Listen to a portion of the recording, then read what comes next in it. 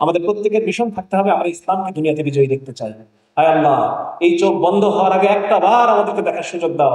তোমার কোরআনের রাষ্ট্রে একটা বার নিঃশ্বাস নেওয়ার সুযোগ দাও। এই চোখ বন্ধ হওয়ার আগে একটা বার কালেমার পতাকার নিচে শ্বাস নেবার তৌফিক দান করো। এই ইসলামকে আমরা না আমাদের ব্যক্তিগত জীবনের সাথে কানেক্ট করতে পেরেছি, ব্যক্তিগত জীবন আচরণ, না আমরা আমাদের অর্থনৈতিক মূল্যবোধের সাথে কানেক্ট করতে পেরেছি, অর্থনৈতিক জীবনের সাথে, না আমরা পেরেছি এটাকে পারিবারিক জীবনের সাথে কানেক্ট করতে, রাষ্ট্রীয় জীবনের সাথে কানেক্ট করতে, সামাজিক জীবনের সাথে কানেক্ট করতে। কোনোখানেই আমরা ইসলামকে কানেক্ট করি নাই। ইসলাম এবং বাকি জীবনকে যে ভাগ করে ফেলা, এই ভাগটাকেই বলা হয় সেকুলারিজম। তোমরা ধর্ম করবা মসজিদ এবং মাদ্রাসায়, তোমরা আদালতে আসবে না, তোমরা অফিসে আসবে না, তোমরা বটবৃক্ষের নিচে নামাজ পড়বে না। হে বটবৃক্ষ, ক্ষমা করো আমাদেরকে। আমরা শুধু মনে করতেছি ইসলামের কাজ করতে হলে আলেম মাওলানা মুফতি হতে হবে। কেন ইসলামের কাজ করতে হলে ইঞ্জিনিয়ার হতে হবে না?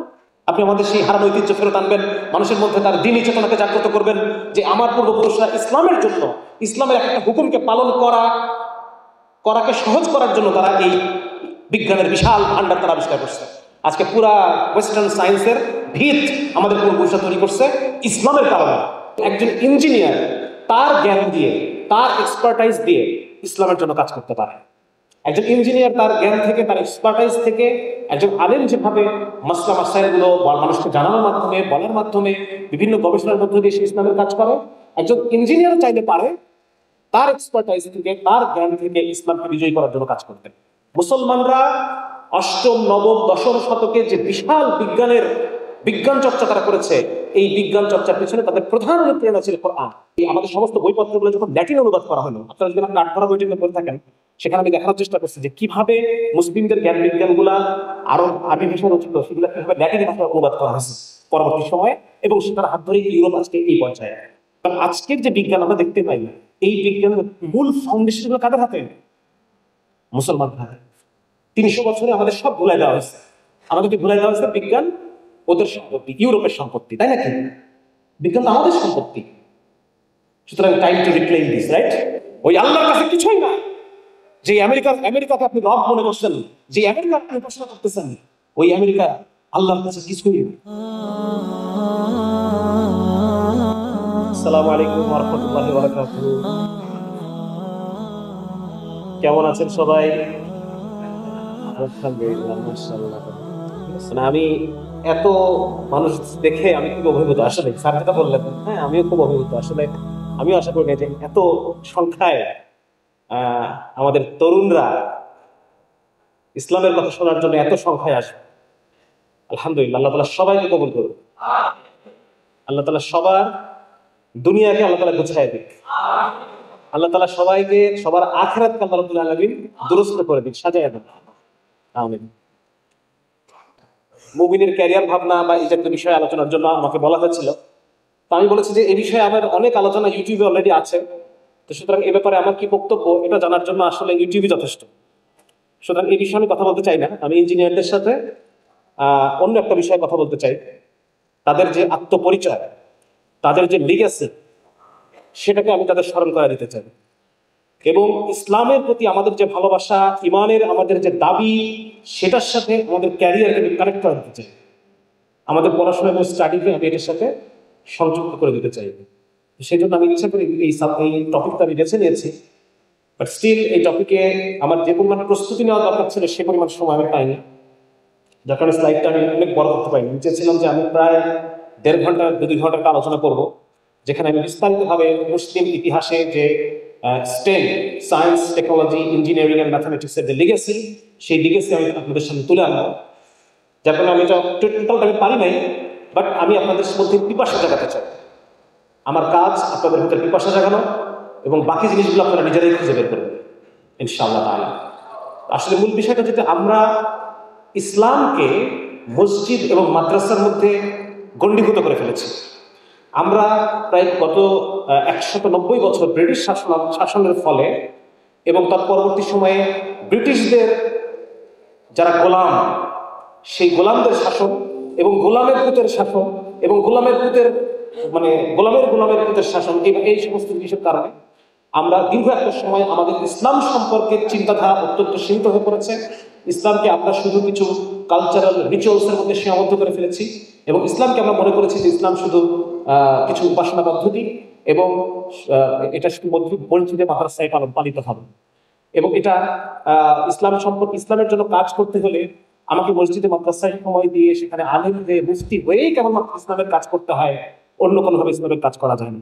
এই ইসলামকে আমরা না আমাদের ব্যক্তিগত জীবনের সাথে কানেক্ট করতে পেরেছি, ব্যক্তিগত জীবন আচরণ, না আমরা আমাদের অর্থনৈতিক মূল্যবোধের সাথে কানেক্ট করতে পেরেছি অর্থনৈতিক জীবনের সাথে, না আমরা পেরেছি এটাকে পারিবারিক জীবনের সাথে কানেক্ট করতে, রাষ্ট্রীয় জীবনের সাথে কানেক্ট করতে, সামাজিক জীবনের সাথে কানেক্ট করতে। কোনোখানে আমরা ইসলামকে কানেক্ট করি নাই। এটাকে আমরা শুধুমাত্র কিছু প্রথা, পার্বণ, পদ্ধতি, রিচুয়ালসের মধ্যে আমরা সীমাবদ্ধ রেখেছি। এটা কত 300 বছরের মনস্তাত্ত্বিক গোলামির ফলাফল। যার কারণে আমি আপনাদের সাথে একটা বিষয় আনতে চাই, যেটা হচ্ছে যে ইসলাম আসলে শুধু এতটুকু নয়, বরং একজন ইঞ্জিনিয়ার তার জ্ঞান দিয়ে, তার এক্সপার্টাইজ দিয়ে ইসলামের জন্য কাজ করতে পারে। একজন ইঞ্জিনিয়ার তার জ্ঞান থেকে, তার এক্সপার্টাইজ থেকে, একজন আলেম যেভাবে মাসলা মাসাইলগুলো মানুষকে জানানোর মাধ্যমে, বলার মাধ্যমে, বিভিন্ন গবেষণার মধ্য দিয়ে সে ইসলামের কাজ করে, একজন ইঞ্জিনিয়ার চাইলে পারে তার এক্সপার্টাইজ থেকে, তার জ্ঞান থেকে ইসলামকে বিজয়ী করার জন্য কাজ করতে। সুতরাং এই জিনিসগুলো শুধুমাত্র মানে এটাকেই বলে সেকুলারিজম। এটা কি বলে? সেকুলারিজম। এই যে ইসলাম এবং বাকি জীবনকে যে ভাগ করে ফেলা, এই ভাগটাকেই বলা হয় সেকুলারিজম। সেকুলারিজম শব্দের অর্থ হচ্ছে ধর্মহীনতা, নির্ধর্মীকরণ, ধর্মমুক্তকরণ, ইররিলিজিয়ান। সেকুলারিজম শব্দের অর্থ রিলিজিয়ান, ধর্মমুক্তকরণ। রাষ্ট্রের মধ্যে কোনো ধর্ম থাকবে না, ধর্ম এবং ধর্মীয় কর্তৃপক্ষের কোনো পাত্তা রাষ্ট্রে থাকবে না। ধর্ম এবং ধর্মীয় কর্তৃপক্ষের কোনো কথা অর্থনীতির ব্যাপারে শোনা হবে না। ধর্ম এবং ধর্মীয় কর্তৃপক্ষের কোনো কথা বাজার ব্যবস্থাপনার ক্ষেত্রে শোনা হবে না, বিচারের ক্ষেত্রে শোনা হবে না, সমাজ পরিচালনার ক্ষেত্রে শোনা হবে না। তোমরা শুধু ধর্ম করবা মসজিদ এবং মাদ্রাসায়, তোমরা আদালতে আসবে না, তোমরা অফিসে আসবে না, তোমরা বটবৃক্ষের নিচে নামাজ পড়বে না। হে বটবৃক্ষ, ক্ষমা করো আমাদেরকে। তোমরা কোনো পাবলিক প্লেসে আসবে না, শুধুমাত্র তোমরা মসজিদ এবং মাদ্রাসায় থাকবে। এটাই দিস ইজ সেকুলারিজম। সুতরাং এই সেকুলারিজম হচ্ছে আল্লাহ রাব্বুল আলামিনের সাথে সবচাইতে বড় স্পর্ধা। হে আল্লাহ, হে রাসূল, আপনাকে আমি রাষ্ট্র থেকে বের করে দিলাম। এটা হচ্ছে সেকুলারিজম। এটা কি? সেকুলার রাষ্ট্র। সেকুলার শিক্ষা ব্যবস্থা কি জিনিস? শুধুমাত্র তুমি ইসলাম শুধু ইসলাম ধর্ম বইয়েই থাকবে, ফিজিক্স বই ইসলামের কোনো কিছু করতে পারবে না।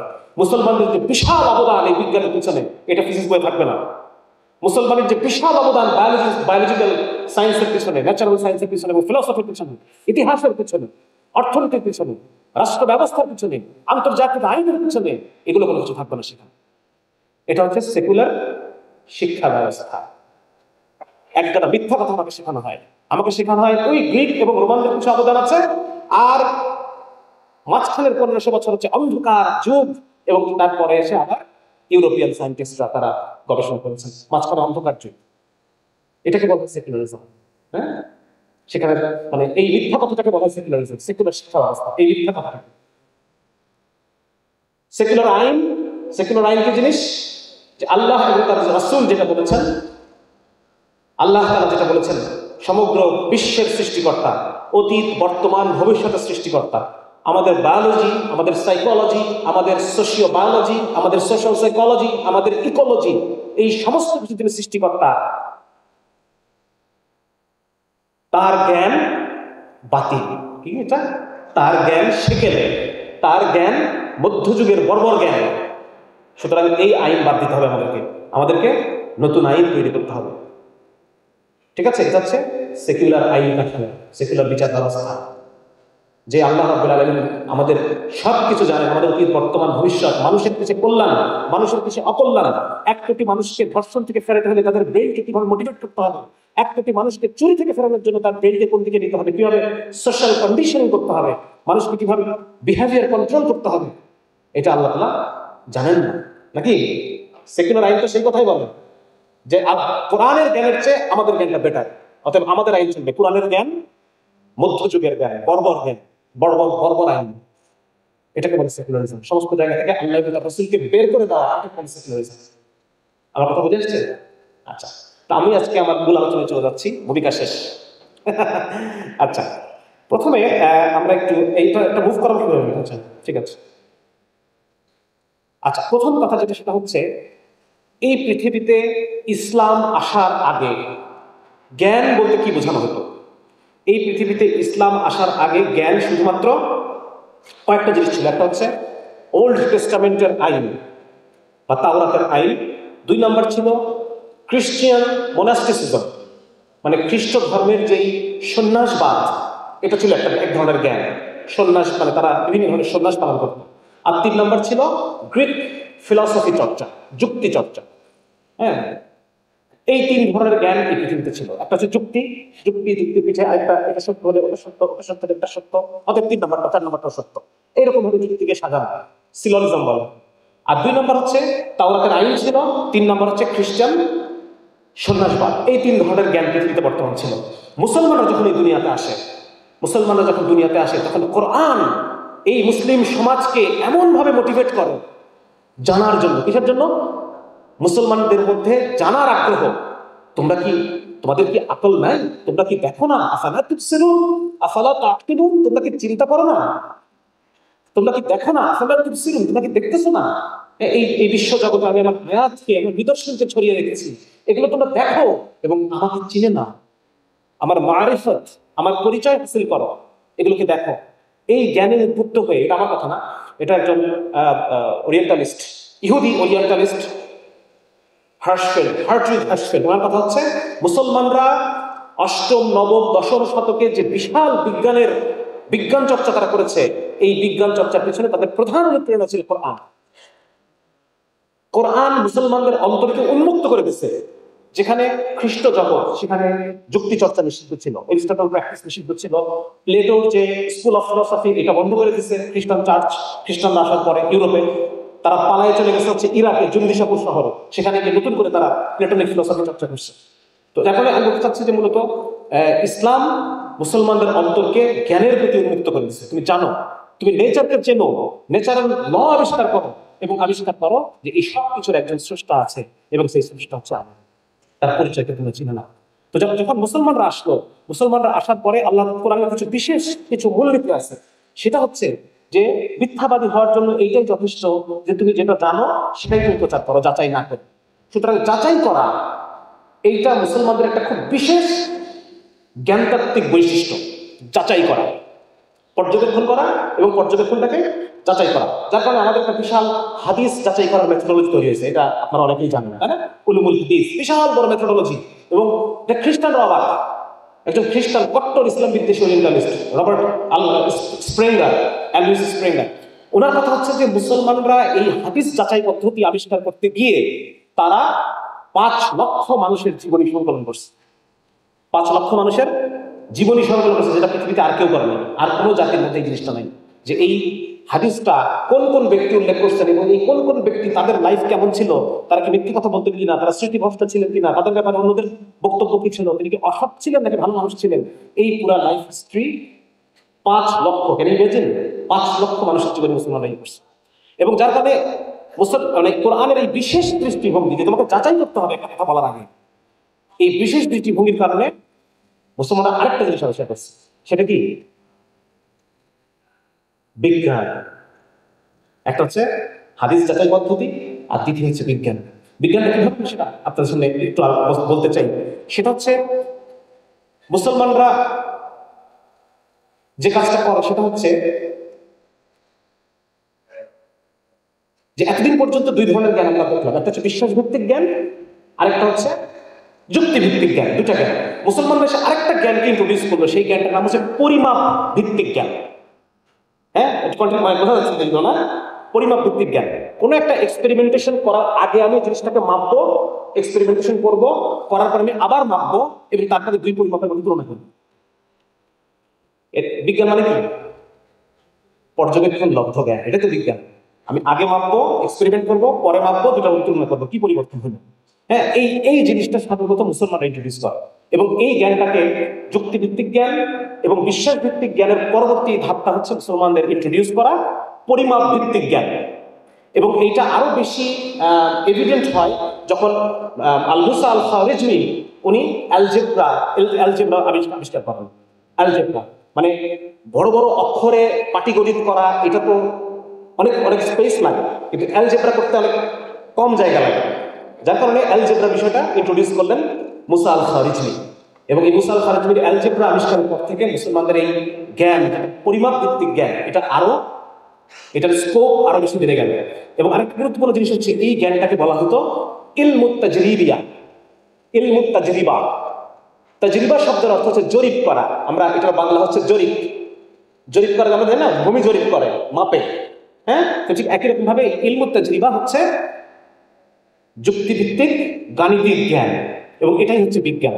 এবং এই জ্ঞানটাকে বলা হতো যখন এই আমাদের সমস্ত বইপত্রগুলো যখন ল্যাটিন অনুবাদ করা হলো, আপনারা যদি কাঠগড়া বইটি পড়ে থাকেন, সেখানে আমি দেখানোর চেষ্টা করছি যে কিভাবে মুসলিমদের জ্ঞান বিজ্ঞানগুলা আরবি ভাষা রচিত, সেগুলো কিভাবে ল্যাটিন ভাষায় অনুবাদ করা হয়েছে পরবর্তী সময়ে, এবং সেটার হাত ধরে ইউরোপ আজকে এই পর্যায়ে।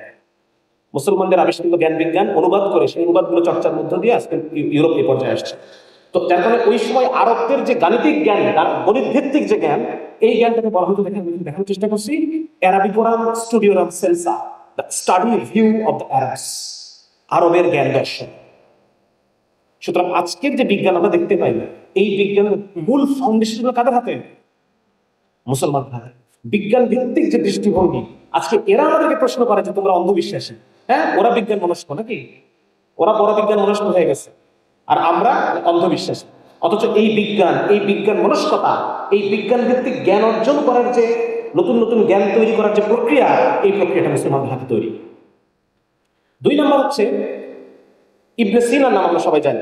আমরা জানি ওনাকে চিকিৎসক হিসেবে, কিন্তু উনি চিকিৎসক না শুধু, উনি একজন দার্শনিক, এবং উনি চিকিৎসক, উনি একজন পলিম্যাথ, অনেক কিছুর এক্সপার্ট। উনি বলতেছেন যে আমরা সত্য জ্ঞান কিভাবে অর্জন করতে পারি। উনি বলতেছেন যে যদি যুক্তির সাথে ইলমুত তাজরিবা অর্থাৎ পরিমাপের জ্ঞান দুটো যুক্ত হয়, শুধু পরিমাপের জ্ঞান দিয়ে আমি চূড়ান্ত সত্যে পৌঁছাতে পারবো না, শুধু যুক্তি দিয়েও পারবো না। দুটাকে যখন আমরা অ্যাড করবো, তখন আমাদের সত্যে পৌঁছানোর প্রবাবিলিটি বেড়ে যাবে, আমরা তখন আরো বেশি সত্যে পৌঁছাতে পারবো। এই দেখেন, সুতরাং এটা একটা গুরুত্বপূর্ণ জিনিস, ঠিক আছে? মানে ভ্যারিয়েবলস গুলা, বিজ্ঞানের কাজ হচ্ছে ভ্যারিয়েবলস গুলা আগে এবং পরে খেয়াল করে মেলানো, এবং তখন আমরা সিদ্ধান্তে আসে যে এক্সপেরিমেন্টের কারণে এই জিনিসটা ঘটছে। 3 নম্বর দেখেন, একজন ফ্রেঞ্চ সার্জন রবার্ট ব্রিফল্ট, উনি কি বলতেছেন দেখেন। উনি একজন ইতিহাসবিদ, মানে হিস্ট্রি অফ সায়েন্সের একজন বড় স্কলার। উনি বলতেছেন যে এক্সপেরিমেন্টাল সায়েন্স এটা কে আবিষ্কার করছে? অন্যান্য সমস্ত আবিষ্কারগুলো যেরকম, মানে ফার্স্ট ইউরোপিয়ান যেটা আবিষ্কার করছে উনি সেটা আবিষ্কর্তা। এর আগে কে কি আবিষ্কার করলো সেগুলো তারা দেখে নেই। প্রথম আমেরিকা আবিষ্কার করছে কে? কলম্বাস। কিন্তু এর আগেও যে মানুষ মেইন এই ল্যান্ড থেকে আমেরিকাতে গেছে, সেগুলো দেখার বিষয় না। এরকম প্রত্যেকটা জায়গায়, সায়েন্সের প্রত্যেকটা জায়গায় প্রথম ইউরোপীয় যিনি ওটার খোঁজ পাইছেন, উনি সেটার আবিষ্কারক। তো উনি বলতেছেন যে এক্সপেরিমেন্টাল মেথড এইটার ক্ষেত্রেও একই ঘটনা ঘটছে, এবং এক্সপেরিমেন্টাল মেথড মুসলমানরা অনেক আগে থেকে এটাকে চর্চা করতো, এবং এটার আবিষ্কারক মুসলমানরা। হ্যাঁ, বিশেষ করে উনি এই ক্রেডিটটা মূলত দেন মুসলিম যারা স্কলার ছিলেন, বিশেষ করে ইবনুল হাইসাম, ওনাকে এই ক্রেডিটটা বেশি দেওয়া হয়। সুতরাং আমরা যেটা বুঝতে পারলাম যে আজকে সায়েন্সের টোটাল ফাউন্ডেশনটা মুসলমানদের হাতে তৈরি। আমরা এক নজরে দেখে ফেলি, আরো আলোচনা আছে। ল্যাব এক্সপেরিমেন্ট, আপনারা যেটা জানেন, এক্সপেরিমেন্টেশন, বিভিন্ন জিনিস, বিভিন্ন কেমিক্যালস গুলাকে মিশিয়ে যারা কেমিক্যাল ইঞ্জিনিয়ারিং করেন, হ্যাঁ, এই যে ল্যাব এক্সপেরিমেন্ট যেটাকে বলা হয়, এটা ফার্স্ট টাইম শুরু করেন জাবের ইবনে হাইয়ান। হ্যাঁ, এবং আমি সামনে দেখানোর চেষ্টা করছি যে আজকের পৃথিবীতে ডিস্টিলেশন পদ্ধতি, পাতন পদ্ধতি, এইটা ছাড়া পৃথিবী এতদূর আসতেই পারে না। বিকজ আপনারা জানেন যে পেট্রোলিয়াম আমরা পাই, যে গ্যাসোলিন আমরা পাই, ইভেন পলিথিন তৈরি করা হয় যেগুলো থেকে, ন্যাপথা আমরা পাই, হ্যাঁ, আলকাতরা আমরা পাই, পিচ আমরা পাই, কিন্তু কি করে পাই? হ্যাঁ, ওই যে খনি থেকে কি ওঠে? কাদা ওঠে নাকি, অপরিশোধিত তেল। এইটাকে পরিশোধন করে এই জিনিসগুলো আসে। আমি যদি ভুল না হয়ে থাকে, আমার এই বিষয়ে জ্ঞান কম, আমি আপনাদের শুধু ধরাই দিতে চাই, আপনারা রিসার্চ করবেন। হ্যাঁ, আমি মেডিকেল সায়েন্সে পড়তে গেছি, আমি ব্যথা দুর্বলের জন্য। তো আসলে এই আলোচনাটা অনেক ভুল থাকতে পারে, আপনারা কিছু হয়তো ভুল আপনারা পাবেন। তো এই পুরো জিনিসটার পিছনে কি? ডিস্টিলেশন, তাই না? প্রত্যেকটা জিনিসের আলাদা আলাদা গণনাঙ্ক আমাদের স্ফুটনাঙ্ক আছে। সুতরাং আমরা যদি এটাকে উত্তপ্ত করি, এক একটা গণনাঙ্ক স্ফুটনাঙ্কে সে উবে যাবে, সেটাকে আমরা ঠান্ডা করবো, ঠান্ডা করে আমরা একটা জিনিস পিউরিফাই করে ফেলবো। এই জিনিসটার আবিষ্কারক জাবির ইবনে হাইয়ান, জাবির ইবনে হাইয়ান। এবং যত পদ্ধতি আমরা জানি, এই সবগুলো উনি ল্যাব এক্সপেরিমেন্টেশন প্রথম উনি করেন। 2 নম্বর হচ্ছে আগের সিদ্ধান্তের সাথে পরের সিদ্ধান্ত মিলায়ে কম্পেয়ার করে একটা সিদ্ধান্তে আসা, এটা প্রথম শুরু করেন ইবনে হাইসাম। 3 নম্বর হচ্ছে একটা পরীক্ষা বারবার যদি আমি করি, বারবারই যদি পরীক্ষায় একই উত্তর পাই, তাহলে আমি বলতে পারি যে না, আমার এটা ফাইন্ডিংটা কি হয়েছে? অ্যাপ্রোপ্রিয়েট হয়েছে, তাই না? এই বারবার রিপ্রোডিউস, বিজ্ঞানের ভাষায় এটাকে বলে রিপ্রোডিউস করা, একই রেজাল্ট বারবার রিপ্রোডিউস করে ত্রুটি দূর করা, এই প্রক্রিয়াটা সর্বপ্রথম শুরু করেন আল বিরুনি। 4 নম্বর হচ্ছে তুলনা করার জন্য আলাদা কন্ট্রোল গ্রুপ রাখা। এটা ইঞ্জিনিয়ারিং সাইডে কম, আমাদের ডাক্তারের সাইডে রিসার্চগুলো বেশি। সেটা হচ্ছে আমি দেখতে চাই যে একটা মরফিন মানুষের হার্ট রেটটা কিভাবে বাড়াচ্ছে বা কমাচ্ছে দেখতে চাচ্ছে। তাহলে আমি 2টা গ্রুপ করবো, একটা গ্রুপকে আমি মরফিন ইনজেকশন দিব আর একটা গ্রুপকে শুধু পানি দিব। এই যে পানি দিলাম এইটাকে বলা হয় কন্ট্রোল গ্রুপ, এবং দুজনের মধ্যে আমি তুলনা করবো যে তাদের মধ্যে কার বাড়ছে কার কমছে। এই কন্ট্রোল গ্রুপ রাখা এইটা প্রথম শুরু করেন মুসলিম বিজ্ঞানী আল রাজি। ওষুধের যে ডোজ মাপা, ডোজ আপনারা দেখেন যে প্যারাসিটামল বিপি 500 মিলিগ্রাম, দেখেন না? এই যে 500 মিলিগ্রাম, 250 মিলিগ্রাম, 300 মিলিগ্রাম, এই যে ওষুধকে একটা নির্দিষ্ট ডোজে দিলে পরে সেটা কাজ করে, এই বিষয়টা প্রথম আবিষ্কার করেন মুসলিম ফিলোসোফার আল কিন্দি। আপনারা জানেন যে এটা আপনাদের ইঞ্জিনিয়ারিং আপনারা ভালো বোঝেন যে বিজ্ঞানের ভাষা হচ্ছে গণিত, নাকি? বিজ্ঞানের ভাষা গণিত। সায়েন্স যখন শুরু করা হয়, ইউরোপিয়ানরা যখন শুরু করে, তার মধ্যে পজিটিভিজম, হ্যাঁ, এটা হচ্ছে সায়েন্সের ফিলসফি। তো এই জায়গায় প্রথম মানে তাদের প্রথম যে একটা মূলনীতি সেটা ছিল আমরা গবেষণা করে, এতদিন পর্যন্ত মানুষ প্রকৃতির গোলামি করছে, প্রকৃতির, এখন থেকে মানুষ প্রকৃতির ল গুলাকে আবিষ্কার করবে এবং এই ল গুলাকে তারা বীজগণিতে কনভার্ট করবে যাতে করে এই লটাকে সে ইউজ করতে পারে। এটা হচ্ছে বিজ্ঞানের একটা অন্যতম মূলনীতি। তাহলে যদি আজকে বীজগণিত না থাকতো তাহলে বিজ্ঞান হয়? বিজ্ঞান হয়। এই বীজগণিত মুসলমান হাতে তৈরি, আল খাওয়ারিজমি। ত্রিকোণমিতি আপনারা পড়ছেন যে কট থিটা, কট 30 ডিগ্রি, কট 90 ডিগ্রি, এগুলো পড়ছেন না? tan 90 ডিগ্রি মান, sin 90 ডিগ্রি মান, cos 90 ডিগ্রি, হ্যাঁ, এগুলো সব পড়ছেন তো আপনারা ছোটবেলায়, আমরা এগুলো পড়ে আসছি। এই পুরা ত্রিকোণমিতিক যে টেবিল, এই টেবিল মুসলমান হাতে তৈরি, যেটা না হলে পরে আজকে সায়েন্স দাঁড়ায় না। আজকে মেকানিক্যাল ইঞ্জিনিয়ারিং বলেন, আজকে সিভিল ইঞ্জিনিয়ারিং বলেন, আর্কিটেকচার বলেন, এগুলো সব ত্রিকোণমিতির নির্ভরশীল। সুতরাং এই ত্রিকোণমিতি আজকে হয়নি। আল্লাহর বারোয়ারি শুরু করছে এটা শূন্য। এই শূন্য যদি আবিষ্কার, আপনারা রোমান সংখ্যা দেখছেন না? X x x x X L V, হ্যাঁ, তাহলে এই যে বড় বড় সংখ্যা লেখা তো সম্ভব না এটাতে। যার কারণে যদি আজকে শূন্য না থাকতো তাহলে পরে আজকে বিজ্ঞানের পর্যায়ে আসে না। এবং একটা মত অনুসারে এই শূন্যের আবিষ্কারক মুসলমানরা, আরেকটা মত অনুসারে এই শূন্যের আবিষ্কারক ভারত, পরবর্তীতে মুসলমানরা এটাকে আরো ফর্মুলেশন করে, আরো এটাকে ছড়ায় দেয়। ঠিক আছে? ক্যালকুলাস যেটা আমরা জানি, এই ক্যালকুলাসের একটা অংশ যেটা হচ্ছে মানে ডেরিভেটিভ, যেটা ডেরিভেশন, এই ডেরিভেশনটা মূলত আরবদের হাতে তৈরি। তারপর আমরা যে গতিবিদ্যা, চলমান জ্যামিতির যে হিসাব, গতিবিদ্যা, এটা বনু মুসা নামে 3 ভাইয়ের হাতে তৈরি। স্থিতিবিদ্যা সাবিত বিন কুররাকে স্থিতিবিদ্যার জনক বলা হয়। সুতরাং আজকে আপনাদের হীনম্মন্য হওয়ার কোনো কারণ নেই। আমরা কেন হীনম্মন্য? এই বিজ্ঞান আমাদের জিনিস, এটা আমাদের উত্তরাধিকার, আমাদের মিরাস, আমরা এর ওয়ারিশ। সুতরাং মুসলমানদের মধ্যে একটা চিন্তা থাকে যে বিজ্ঞান মনে হয় ধর্মের বিরুদ্ধে, ধর্মের বিপরীত, বিজ্ঞান করা যাবে না। অথচ বিজ্ঞানের জন্মদাতাই মুসলমানরা। অথচ এই বিজ্ঞানের সাথে আমরা আমাদের ইমানকে কানেক্ট করতে পারি না, এই বিজ্ঞানের সাথে আমরা আমাদের ইসলামকে কানেক্ট করতে পারি না। 300 বছরে আমাদের সব ভুলাই দেওয়া হয়েছে, আমাদেরকে ভুলাই দেওয়া হয়েছে বিজ্ঞান ওদের সম্পত্তি, ইউরোপের সম্পত্তি, তাই নাকি? বিজ্ঞান তো আমাদের সম্পত্তি। সুতরাং time to reclaim this, right? হ্যাঁ, আমাদেরকে আবার এটা রিক্লেইম করতে হবে। কারা করবে? এই যে আমার সামনে যারা বসে আছেন ইঞ্জিনিয়ার, আপনারা করবেন। আমি আসতেছি, এখন আরো বিস্তারিত আলোচনা আছে। আপনাদের বিরক্ত লাগতেছে? বিরক্ত লাগলে বলবেন, শেষ করে দেব। এইখানে এগুলো আপনারা পড়ে নিয়ে, আমি বিস্তারিত আলোচনা করবো না। এখানে আমি দেখানোর চেষ্টা করছি যে এতদিন পর্যন্ত ছোটবেলা থেকে আমরা যে ম্যাথ পড়ে আসছি, এই ম্যাথ গুলো যে মুসলমানদের আবিষ্কার, এটা আমাদেরকে জানতে দেওয়া হয় নাই। কে জানতে দেয় নাই? আমার প্রশ্ন হচ্ছে এটা, এগুলো কেন জানতে দেওয়া হলো না? যে এই যে জিনিসগুলো আমরা এতদিন পর্যন্ত পড়ে আসছি, দেখেন এই যে tan alpha equal to sin alpha cos alpha, এই জিনিসটা যে আবিষ্কারক আল বাত্তানি, এটা কেন আপনাকে আমাকে জানতে দেওয়া হয় নাই? কারণ জানতে দিলেই উই উইল রিক্লেইম দিস, আমরা আবার ফেরত চলে যাব, আবার জ্ঞান বিজ্ঞানে মনোযোগ দিয়ে দেব। আমরা জ্ঞান বিজ্ঞানের মনোযোগ দিয়ে লস কার? কোন দেশ আমাদের দেশে একটা গাড়ির ফ্যাক্টরি তৈরি করতে বাধা দিচ্ছে? আপনারা জানেন? একটা গাড়ির ফ্যাক্টরি তৈরি করা ছিল নারায়ণগঞ্জে, কোন দেশ দেয় নাই? বন্ধু দেশ।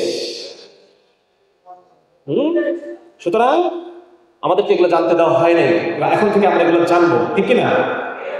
এখন থেকে আমরা এগুলো জানবো, তারপর এগুলো আপনারা পরে আস্তে আস্তে পড়ে ফেলবেন, ঠিক আছে ইনশাআল্লাহ? আমি স্লাইডটা দিয়ে দিব, দেখেন এই সব কিছু, এগুলো যত কিছু আমরা পড়ছি, এই সব জিনিসগুলো আল খাওয়ারিজমির হাতে তৈরি। হ্যাঁ, এই বিষয়গুলো আমি ফর্মুলেশন করছি। সাবিত বিন কুররা কি কি আবিষ্কার করছেন দেখেন, সমস্ত কিছু সেখানে আছে। হ্যাঁ, সমস্ত কিছু সেখানে আমি আনার চেষ্টা করছি, যত আমি বুঝি। আরো অনেক কিছু আমি বুঝি না, সেগুলো এখানে আনি নাই। এগুলো আপনারা যখন রিসার্চ করবেন আপনারা বুঝতে পারবেন। বিকজ আপনারা এই স্টেম ফিল্ডের মানুষ, ঠিক আছে?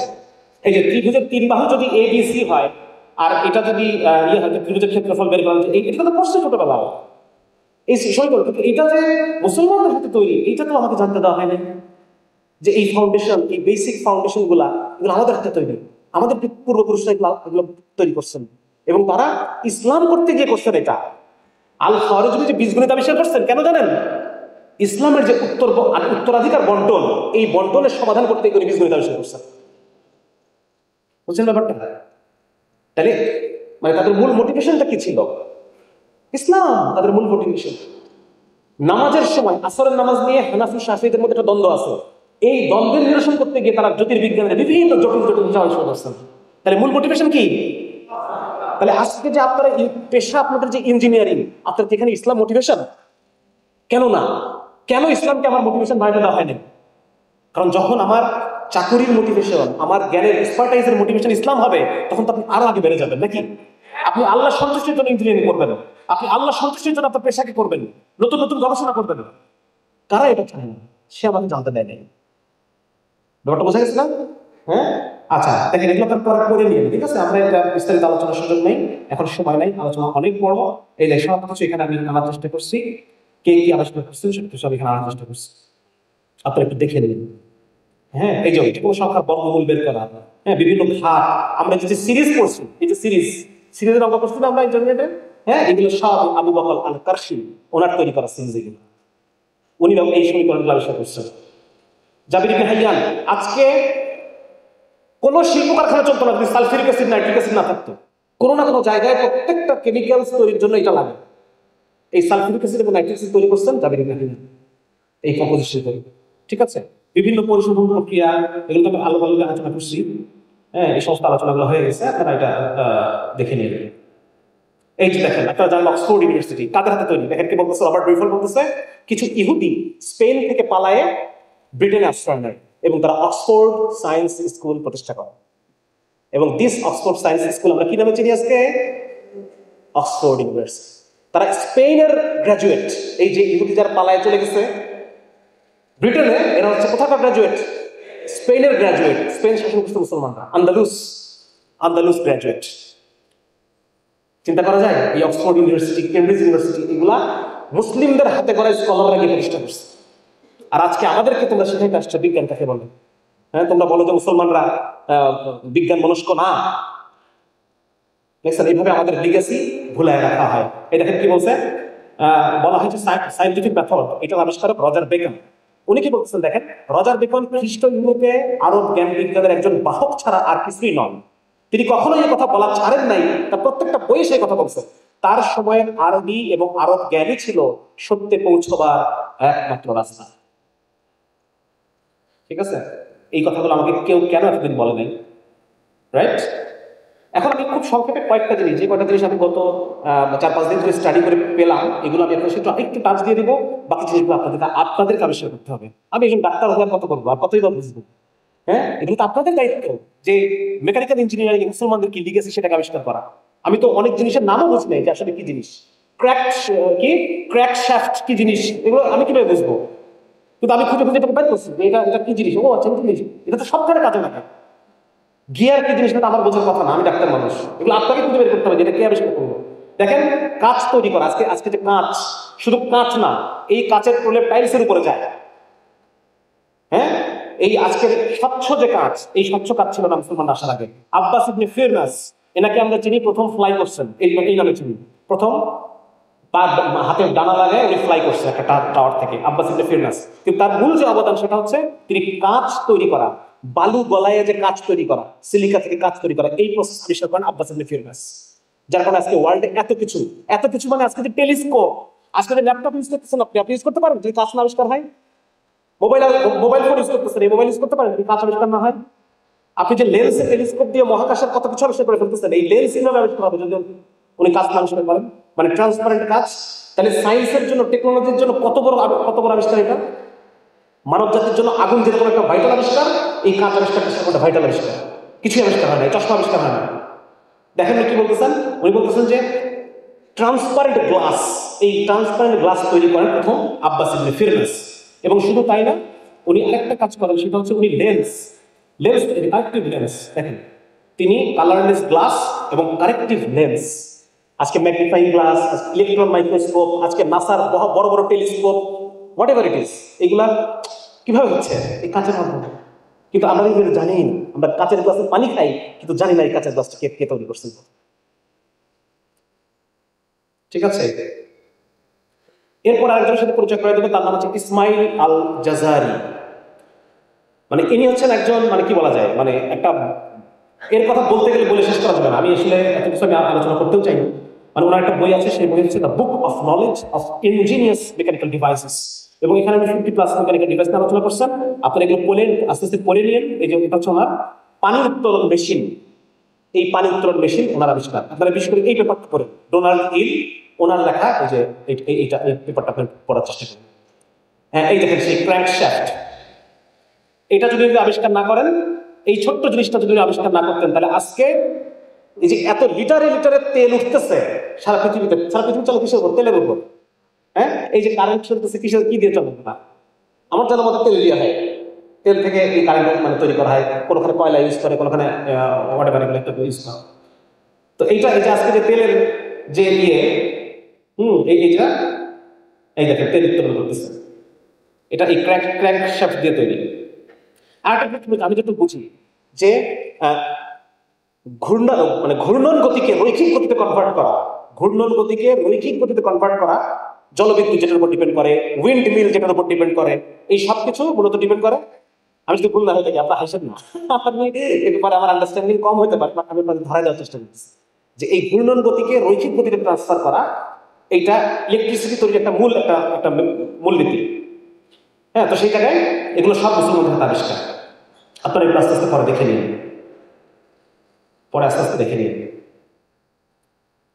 এবং আমি চাই এই রিসার্চগুলো আপনারা করেন। আজকে যে আমি প্রেজেন্টেশন করতেছি, আপনারাই প্রেজেন্টেশন করেন, আপনারা বিভিন্ন জায়গায় নিজেরা কথা বলবেন, মুসলিম লিগ্যাসি ইন ইঞ্জিনিয়ারিং, এটা নিয়ে আপনারা কথা বলবেন। তারপরে যে জিনিসটা, যে এই যে কম্বিনেশন লক, এই যে আল জাজারির করা কম্বিনেশন লকের ডিজাইন, এই পাশে আল জাজারির কম্বিনেশন লকের ডিজাইন, এবং কোনো একটা কিছুর গতিকে কন্ট্রোল করা, রৈখিক বা ঘূর্ণন গতিকে কন্ট্রোল করা, উনি এই জিনিসটা ওনার তৈরি করা ফার্স্ট। এটাই কি বলে? এসকেপমেন্ট মেকানিজম, এই জিনিসটা ওনার তৈরি করা। দেখেন কত ভাইটাল জিনিস সে তৈরি করছে, ঠিক আছে না? সেগমেন্টাল কনিক্যাল ভালভ এবং সেগমেন্টাল গিয়ার, এই জিনিসগুলো ওনার তৈরি করা। আবু বকর কি ইসমাইল আল জাজারি, ঠিক আছে। এবং ওনার কয়েকটা জিনিস আছে এখানে, উনি এটা একটা ওনার ওয়াটার পাম্প, এটা দেখেন গিয়ার, দেখছেন এই যে গিয়ার বসায় ওয়াটার পাম্প তৈরি করছে। এবং এখানে কিছু ওয়েস্টার্ন স্কলারের কিছু ইয়ে আছে, যে এই যে স্টিম ইঞ্জিন, আজকে যে মানে কি বলা যায়, স্টিম ইঞ্জিন তো এখন নাই, একটা সময় স্টিম ইঞ্জিন ছিল, আমাদের যে ডিজেল ইঞ্জিনের প্রিকারসর, আগে ছিল স্টিম ইঞ্জিন। তো মূলত এটা উনি বলতেছেন যে আল জাজারি প্রজেক্ট, এই যে এই সমস্ত জিনিসগুলো ওনার তৈরি করা। হ্যাঁ, এগুলো আমি তো ভালো বুঝিও না, ডিফারেন্সিয়ালস, এগুলো আপনারা মেকানিক্যাল ইঞ্জিনিয়ারিং জিনিস আপনারা বোঝেন, এই জিনিসগুলো ওনার তৈরি করা, গিয়ার বক্স ওনার তৈরি করা। এবং এগুলোর মাধ্যমে উনি হাইড্রো পাওয়ারকে ইউজ করে উনি মূলত যেটা করতেন, পানি উত্তোলন করা, শহরে পানি সাপ্লাই দেওয়া, বিভিন্ন বাসায় পানি সাপ্লাই দেওয়া, এই কাজগুলো মূলত ওনার করা হতো। একটা হাসপাতাল ছিল বিমারিস্তান, এই বিমারিস্তানের পুরো মানে ওয়াটার সাপ্লাই এলাকার সবকিছু এটা উনি এইভাবে ম্যানেজ করতেন, ঠিক আছে। এবং উনি কিছু মানে কি বলে এটাকে, অটোমেশন, তাই না? হ্যাঁ, অটোমেশন, উনার এরকম কিছু জিনিস ছিল। এই যে দেখা যাচ্ছে একটা ময়ূর তৈরি করছিলেন, যেটা অটোমেটিক্যালি পানি পড়তে থাকবে। তারপর একটা মানে রোবোটিক্স, ওনাকে আধুনিক রোবোটিক্সের জনক বলা হয়, ঠিক আছে। উনি একটা রোবট মেয়ে তৈরি করছিলেন, যে মেয়েটা এরকম পানি ঢেলে দেবে ওজুর জন্য, অটোমেটিক্যালি তার সে ওজুর জন্য পানি ঢালতে থাকবে, সেই ডিজাইনটা, ওই ডিজাইনটা এখানে আছে। তারপর হচ্ছে মিউজিক্যাল রোবট ব্যান্ড, একটা মানে পুতুলের একটা ব্যান্ড তৈরি করছিল, একাই তারা কন্টিনিউয়াসলি তারা মিউজিক তৈরি করতে থাকতো, পানি এটাও মানে হাইড্রো পাম্পের কাজে লাগায়, ঠিক আছে। এই জিনিসগুলো তৈরি করছে। এই যে এইটা তৈরি করছে একটা ফিক্সেটর, এটা তৈরি করছে। এগুলো আপনার আস্তে আস্তে পরে নিন, ফিটিং ভালো বুঝিও না। এটা এলিফ্যান্ট ক্লক, আরেকটা জিনিস, মানে এই ক্লকের যে মেকানিজম গুলা, এগুলো তৈরি করছে। এটা ছিল একটা খুব বড় জিনিস। মানে এগুলো সবকিছু পরবর্তীতে আবার নতুন মডেল তৈরি করা হয়েছে, এবং তুর্কি, কুয়েতে এগুলোর এক্সিবিশন হয়, মুসলমানদের যে ইঞ্জিনিয়ারিং লিগ্যাসি গুলা সেগুলো নিয়ে আলোচনা হয়। তার মানে একটা আমাদেরকে মানে আমরা আগে চিন্তা করতাম যে ইসলাম মানেই একটা কি বলা যায়, এটা একটা মান্ধাতার আমলের একটা ধর্ম, একটা মান্ধাতার আমলের সভ্যতা, মানুষজন মনে হয় পাহাড়ে পর্বতে থাকতো, তাই না? এরকম একটা জিনিস আমাদের সামনে তৈরি করা হয়েছে। কিন্তু মুসলমানদের সেই সময় কত আধুনিক, আজ থেকে 1400 বছর আগের কথা, মানে 1000 বছর আগের কথা এগুলো। সেই সময় মানুষ এই জিনিসগুলো চিন্তা করছে, আমাদের পূর্বপুরুষরা তারা এগুলোকে, যেমন অজু করা, পানির প্রবাহ কন্ট্রোল করা, এইগুলোকে করতে যায় সে কত কিছু আবিষ্কার করছে। হ্যাঁ, সে ওই এসকেপমেন্ট মেথড আবিষ্কার করছে, সে গিয়ার আবিষ্কার করতেছে, জাস্ট পানির অপচয় কম হয়। মোটিভেশন কি? ইসলাম মোটিভেশন। তাহলে আজকে কেন ইসলামকে মোটিভেশন নিয়ে আমরা নতুন নতুন জিনিস তৈরি করতে পারতেছি না? আমরা শুধু মনে করতেছি ইসলামের কাজ করতে হলে আলেম মাওলানা মুফতি হতে হবে। কেন ইসলামের কাজ করতে হলে ইঞ্জিনিয়ার হতে হবে না? এই যে হয়েছে, মানুষের উজু করাকে সহজ করতেছে, মানুষের জীবনযাত্রার কষ্টকে তারা কমানোর চেষ্টা করতেছে বিভিন্নভাবে, পানিকে ঘরে ঘরে পৌঁছে দিচ্ছে, আর কলচাপ দিয়ে উঠানো লাগতেছে না।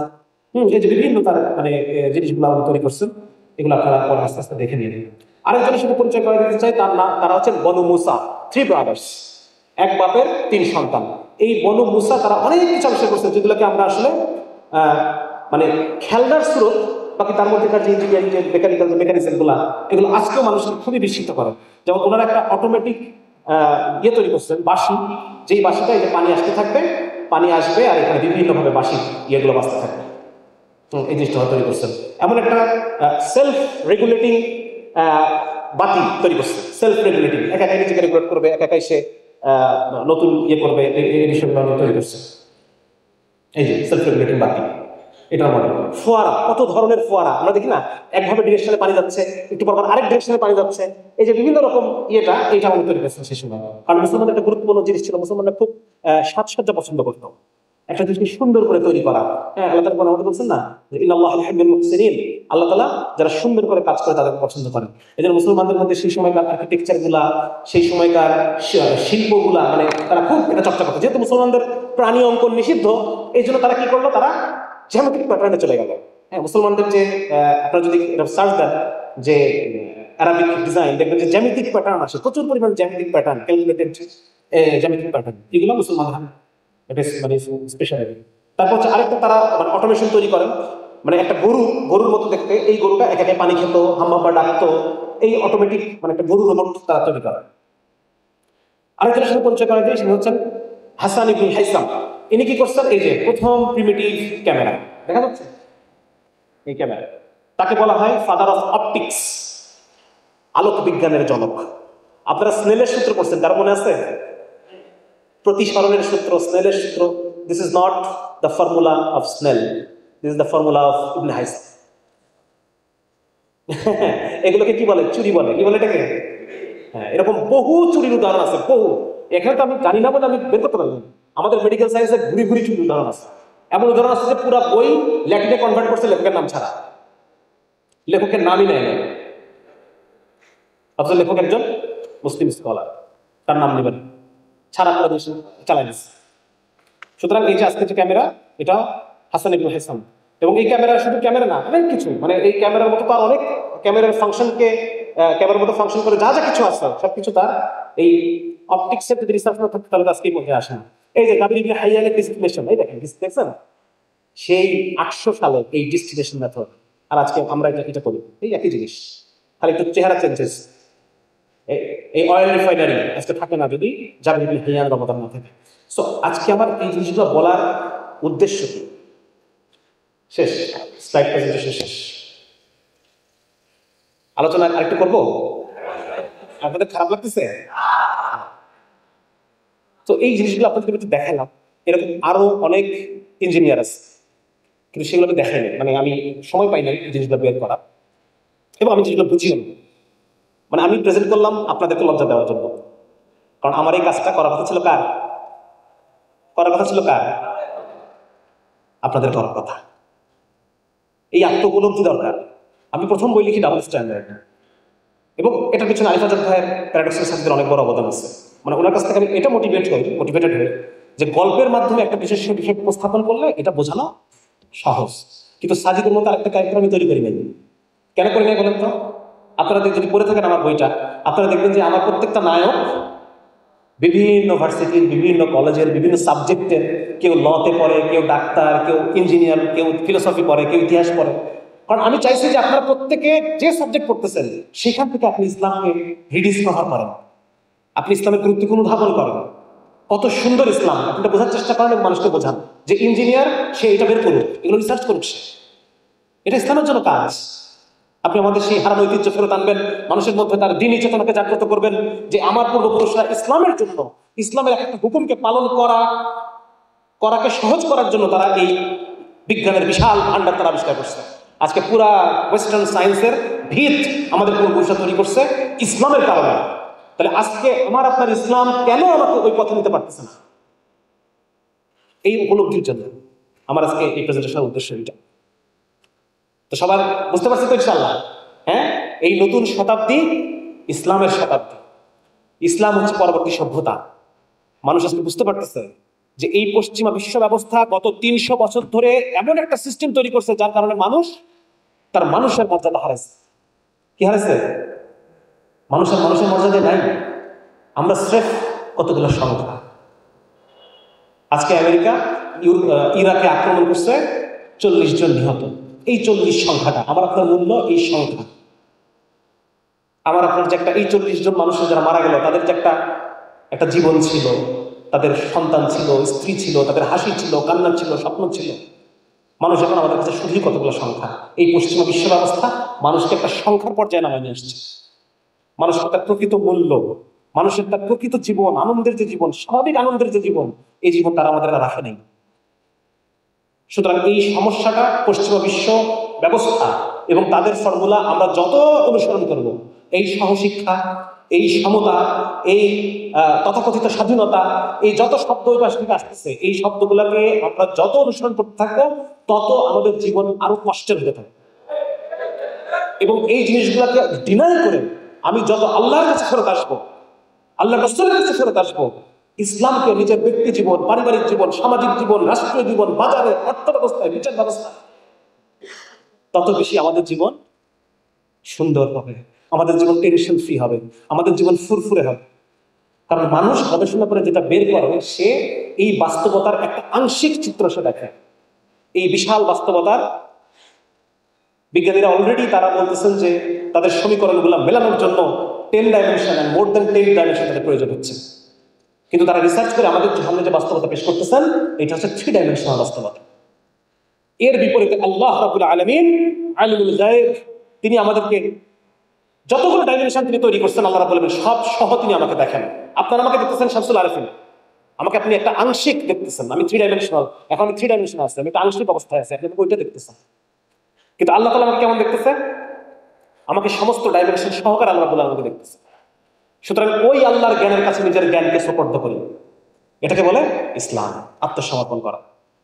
হ্যাঁ, যে ওই আল্লাহ, আমি কিসে ভালো থাকবো, আমি কিসে, আমার বডি কিভাবে ভালো থাকবে, আমার ব্রেন কিভাবে ভালো থাকবে, আমার সাইকোলজি, আমরা 10 জন মানুষ যদি একটা সমাজ গঠন করি, এই সমাজটা কিভাবে ভালো থাকবে, আর একজন নারী একজন পুরুষ যদি একটা পরিবার গঠন করে, এই পরিবারটা কিভাবে ভালো থাকবে, এই পরিবারের শিশুগুলো কিভাবে ভালো থাকবে, 1 কোটি মানুষ মিলে যদি একটা রাষ্ট্র গঠন করে, এই রাষ্ট্রটা কিভাবে সুন্দরভাবে চলবে, এটা কে জানে বলেন না? কে জানে? এটা একমাত্র আল্লাহ রাব্বুল আলামিন এটা টোটালিটি জানেন, এটার কমপ্লিটনেস জানেন। আল্লাহ তাআলা এটাকে সম্পূর্ণ জানেন, আর কেউ সম্পূর্ণ জানে না। এই বিজ্ঞানীরা আমার একটা আংশিক 3 ডাইমেনশনাল রিয়েলিটি আমাকে দান করে, যেটার ভিত্তিতে যদি আমি চলি তাহলে পরে আমার জীবন হয়ে যাবে কঠিন। আর যদি আমি আল্লাহ রাব্বুল আলামিনের জ্ঞান অনুসারে চলি তাহলে পরে আমার জীবন হবে সহজ, ফুরফুরে, একটা বাতাসে উড়ন্ত একটা কাশফুলের মতো বা একটা তুলার মতো জীবন আপনার হবে। আপনি দুনিয়ার জীবনে আপনি সফল হবেন, মৃত্যু পরবর্তী জীবনে আপনি সফল হবেন। আল্লাহ রাব্বুল আলামিন চান তার প্রিয় বান্দারা, যাদেরকে আল্লাহ তাআলা অনেক মহব্বত করে তৈরি করছেন, অনেক ভালোবেসে আমাদের আল্লাহ তাআলা বানিয়েছেন। আপনি কোরআন পড়েন, দেখেন আল্লাহ তাআলার কত মায়ার ডাক, ইয়া আইয়ুহাল ইনসান মা গাররাকা বিরাব্বিকাল কারীম, ও আমার বান্দারা, ও মানুষ, কে তোমাকে ধোঁকা দিল, তোমাকে ধোঁকাটা দিল কে? মা গাররাকা বিরাব্বিকাল কারীম, তুমি আমাকে ছেড়ে কেন চলে যাচ্ছ? তোমার রবকে ছেড়ে তুমি কেন চলে যাচ্ছ? কার ধোঁকায়, কিসের আশায়? ফাআইনা তাযহাবুন, তুমি চললে কোথায় আমাকে ছেড়ে? সুবহানাল্লাহ, আল্লাহ তাআলা কত ভাবে আমাকে আপনাকে ডাকতেছেন যে বান্দারে, তুই তো শুধু দেখিস একটা অংশ, আর আমি তোর রব, আমি সব দেখি, তোর অতীত দেখি, তোর বর্তমান দেখি, তোর ভবিষ্যৎ দেখি। তুই শুধু দেখিস তো 3 ডাইমেনশন, আমি তোকে লক্ষ ডাইমেনশনে তোকে আমি দেখি। সুতরাং তোর কিসে ভালো এটা আমার চেয়ে বেশি আর কে জানবে বাবা, কে জানে আমার আল্লাহ। মা যেভাবে ডাকে, হ্যাঁ, এরকম কয়েক লক্ষ কোটি মায়ের মমতা সহকারে আল্লাহ তাআলা আমাকে ডাকতেছে, প্রতি মুহূর্তে আল্লাহ তাআলা আমাকে ডাকেন। যখন আমরা ঘুমাই আল্লাহ রাব্বুল আলামিন প্রথম আসমানে নেমে আসেন এবং বলতে থাকে, আমার বান্দা তোদের কার ক্ষমা দরকার, আমি তোকে ক্ষমা করে দেবো। তোর কে কোন সমস্যায় আসছে আমাকে বল, আমি তোর সমস্যা দূর করে দেবো। আমি তোর রব বলতেছি, আমি শুধু বলি কুন, আর সব সমস্যার সমাধান হয়ে যায়। কাকে রাজি করার জন্য ছুটছো তুমি, কাকে খুশি করার চেষ্টা করতেছো? কোন আব্বু, কোন আমেরিকা, কোন আব্বুকে খুশি করতেছো তুমি? আজকাল আমার রসুলকে গালি দেওয়া হয়েছে, আল্লাহ রসুলকে গালি দেওয়া হয়েছে, আর তোমরা বলতেছো আমরা ইসলামী রাজনীতি করতেছি। তোমরা কেউ কোনো কথা বলতেছো না, কিসের রাজনীতি করতেছো? আমার আল্লাহ রসুলকে গালি দেওয়ার পর তো মুসলমানের এই দুনিয়াতে থাকার আর কোনো অধিকার নেই। তোমরা বলো যে আমরা রাজনীতি করবো, আমরা ইসলাম কায়েম করবো, অথচ আমার রসুলের সম্মান তোমাদের কাছে কোনো ইস্যুই না। আমি যদি কোন বলি সব পাইয়া কোন হয়ে যাবে, সব শেষ হয়ে যাবে, তোমরা আমার জালালের কাছে সব পুরো ছাই হয়ে যাবে। হ্যাঁ, কিন্তু তোমরা আমাকে কোনো পাত্তা দিচ্ছ না। আমাকে রাষ্ট্র থেকে, আল্লাহ রাব্বুল আলামিনকে রাষ্ট্র থেকে আমরা বের করে দিচ্ছি। কত বড় স্পর্ধা! আজকে এখানে উপস্থিত থাকতে পারেন, হ্যাঁ, সিটিটিসি ভাইরা থাকতে পারেন, ডিজিএফ এর ভাইরা থাকতে পারেন, ডিবির ভাইরা থাকতে পারেন। কার জন্য কাজ করতেছেন আপনারা আর কার বিরুদ্ধে কাজ করতেছেন এটা চিন্তা করেন। ওই আল্লাহর কাছে কিছুই না। যে আমেরিকাকে আপনি রব মনে করছেন, যে আমেরিকার আপনি উপাসনা করতেছেন, ওই আমেরিকা আল্লাহর কাছে কিছুই নেই।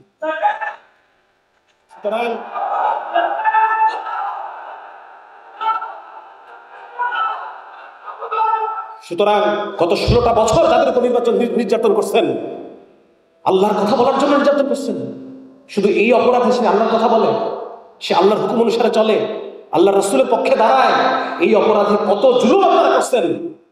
আল্লাহ যখন আপনাকে ধরবেন ভাই, আল্লাহ যখন আপনাকে ধরবেন, শুধু আত্মহত্যা করতে আপনি বাকি রাখবেন, পুরা দুনিয়া আপনার জন্য সংকীর্ণ করে দিবে। ওই আল্লাহকে ভয় করেন। আজকে মনে করতেছেন আপনার আমেরিকা আপনাকে রক্ষা করবে, আপনাকে আমেরিকা দায়িত্ব দিচ্ছে, এফবিআই এসে আপনাদের সাথে মিটিং করে যাচ্ছে, হ্যাঁ, সিডিডিসির সক্ষমতা বৃদ্ধি করবে এফবিআই, না? আল্লাহকে ভয় করেন, রাজ্জাককে ভয় করেন, যেই রাজ্জাক আপনাকে রিজিক দেয়। সুতরাং এখনো যতক্ষণ পর্যন্ত শ্বাস চলতেছে আপনাদের সতর্ক হওয়ার সময় এখনো বাকি আছে। এখনো তওবা করেন, এখনো ফেরত আসেন, এখনো আল্লাহকে বলেন, আয় আল্লাহ, আপনার বান্দাদেরকে জুলুম করছি, আপনার মাফ করে দেন। নাহলে ওই আল্লাহ রাব্বুল আলামিন শুধু আপনার পায়খানাটা বন্ধ করে দিবেন, আর কিচ্ছু না। আল্লাহর কাছে কি খুব কঠিন নাকি? হ্যাঁ, আপনার পায়খানাটা যদি আল্লাহ বন্ধ করে দেয়, আপনি এই প্রান্ত থেকে ওই প্রান্তে খালি ছুটবেন আর ডাক্তার দেখাবেন যে একবার খালি আমার পায়খানা আপনার ব্যবস্থা করেন। সুতরাং ওই আল্লাহকে ভয় করেন ভাই। সবার উদ্দেশ্যে বলতেছি, এখানে যে আছেন গোয়েন্দা বিভাগের ভাইরা থাকতে পারেন, যেই থাকুক, সবার কাছে অনুরোধ, আল্লাহকে ভয় করেন। মৃত্যু চলে আসতেছে, ক্রমাগত মৃত্যু চলে আসতেছে, আল্লাহকে ভয় করেন, তওবা করেন। আল্লাহকে বলেন যে যে চাকরি করতে গিয়ে আল্লাহ আপনার নাফরমানি করতে হয়, ওই চাকরি আমরা করবো না। এটা আল্লাহকে বলেন, আপনার চাকরির দোহাই দিয়ে আপনি বাঁচতে পারবেন না ভাই। আপনার চাকরির দোহাই দিয়ে আপনি যদি বলেন, আল্লাহ আমি হুকুমের গোলাম ছিলাম, আমার কিছু করার ছিল না, আপনার বান্দাকে আমি টর্চার করছি, ধরে নিয়ে গেছি, হয়রানি করছি আপনার বান্দাকে, এই কথা আল্লাহ সহ্য করবেন? হুকুমের গোলাম মানে তোমার রাজ্জাক তো আমি, সেখানে তুমি আজকে অন্য কাউকে রাজ্জাক মানছো, আমেরিকাকে রাজ্জাক মানছো, আর আমার বান্দাদের উপর তুমি জুলুম করছো। কালকে ঠেলা বুঝেন, দিন সবার আসবে একদিন, হ্যাঁ, সেই হাসরের দিনে কেউ পাশে থাকবে না। এই জন্য ভাই সবার কাছে আমার অনুরোধ থাকবে যে আমরা সবাই আল্লাহর দিকে ফিরে আসি। এখনো সময় আছে, এখনো সময় শেষ হয়ে যায় নাই। এই সেকুলার দুনিয়া প্রতি মুহূর্তে মানুষকে জুলুম করতেছে, প্রত্যেকটা মুহূর্তে মানুষকে জুলুম করতেছে। যেখানে এই বিশ্ব ব্যবস্থা, এই সেকুলার পৃথিবী মানুষকে বলতেছে যে গরিবের সম্পদে ধনীর অধিকার আছে। এটা কি বলে? এটার নাম কি? গরিবের সম্পদে ধনীর অধিকার, সুদ। আর আল্লাহ রাব্বুল আলামিন বলতেছেন, নো, ধনীর সম্পদে গরিবের অধিকার আছে। তাহলে এই সেকুলার বিশ্ব ব্যবস্থার পক্ষে, সেকুলার রাষ্ট্রের পক্ষে, সেকুলার আইনের পক্ষে যে কাজ করতেছে, সে আল্লাহর পক্ষে করতেছে না বিরুদ্ধে করতেছে? সে আল্লাহর বিরুদ্ধে কাজ করতেছে। আল্লাহ রাব্বুল আলামিন যা যা বলছেন তার উল্টা কাজ সে করতেছে। এই জন্য ভাই আমরা সবাই সতর্ক, আমরা সবাই হতে হবে, আমাদের প্রত্যেককে হতে হবে। আমার সর্বোচ্চ আনুগত্য একমাত্র আল্লাহ রাব্বুল আলামিনের জন্য, সর্বোচ্চ ভয় আল্লাহ রাব্বুল আলামিনের জন্য, সর্বোচ্চ ভালোবাসা আল্লাহর জন্য, অন্য কারোর জন্য না। অন্য কেউ যদি আমাকে আল্লাহর আদেশের বিরুদ্ধে যেতে বলে, তাকে পরিত্যাগ করতে হবে। লা ইলাহা ইল্লাল্লাহ। যে আমাকে আল্লাহর বিরুদ্ধে যেতে বলবে, আল্লাহর বিরুদ্ধে যদি কেউ যেতে বলে, সেটা রাষ্ট্র হোক, সেটা আমার নিয়োগকর্তা হোক, সেটা আমার মা হোক, বাবা হোক, অন্য যে কেউ হোক, যে কোনো আইডিওলজিস্ট, যে কেউ কেউ যদি আমাকে আল্লাহর বিরুদ্ধে যেতে বলে, আমি বলবো নো, দরকার নাই তোমাকে আমার, আমি আসলাম তবি রব্বিল আলামিন, আমি আল্লাহর সামনে নিজেকে সমর্পণ করছি। সুতরাং ভাই, আমাদের মূল গুরুত্বপূর্ণ বিষয় এটা যে আমরা আপনার সামনে ক্যারিয়ার প্রবেশ করবেন, আপনারা প্রত্যেকে সামনে কর্মজীবনে প্রবেশ করবেন। আমার কি সময় শেষ? হ্যাঁ,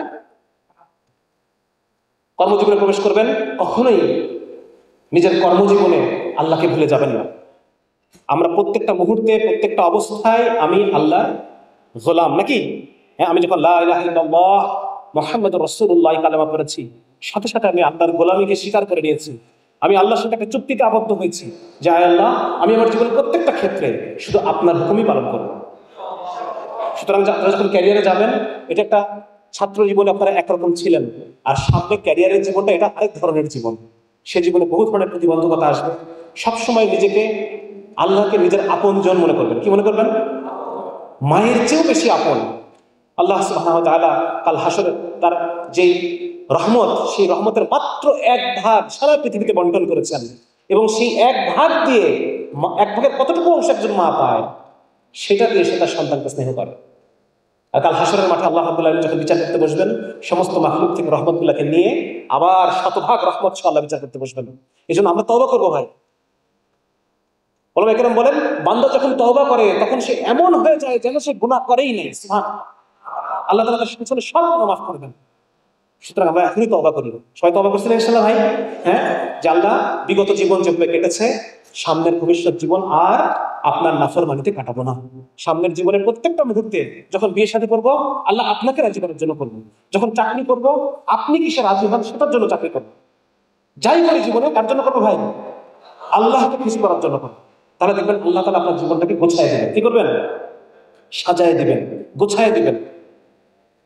আল্লাহ রাব্বুল আলামিন তো দিন শেষে আমাকে আপনাকে ভালোবাসেন, ঠিক না? আমরাই না আল্লাহর অবাধ্যতা করি, আল্লাহর অবাধ্যতা করি। আর আরেকটা গুরুত্বপূর্ণ বিষয় হচ্ছে যে মুসলমানের ক্যারিয়ার জন্তু জানোয়ারের মতো হবে না। একটা জন্তুর ক্যারিয়ার কি? সে খাবার খোঁজে, খাবার খায়, পেশাব পায়খানা চাপে, পেশাব পায়খানা করে। হ্যাঁ, এটাই তার ক্যারিয়ার। আর যখন বাচ্চা জন্ম দেওয়ার টাইম হয়, তখন সে বাচ্চা জন্ম দেয়, এখানে সঙ্গিনী খোঁজে, বাচ্চা জন্ম দেয়।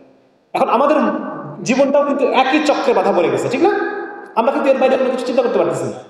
এটা একটা প্রবলেম। সুতরাং একজন মুসলমানের চিন্তা 24 ঘন্টা এই দুনিয়া নিয়ে সে চিন্তা করবে না। একজন মুসলমানের অবশ্যই তার জীবনে একটা মিশন থাকতে হবে, আর সেই মিশনটা হচ্ছে ইসলামকে দুনিয়াতে বিজয়ী করা, ঠিক না? আমাদের প্রত্যেকের মিশন থাকতে হবে, আমরা ইসলামকে দুনিয়াতে বিজয়ী দেখতে চাই। হায় আল্লাহ, এই চোখ বন্ধ হওয়ার আগে একটা বার আমাদেরকে দেখার সুযোগ দাও। তোমার কোরআনের রাষ্ট্রে একটা বার নিঃশ্বাস নেওয়ার সুযোগ দাও।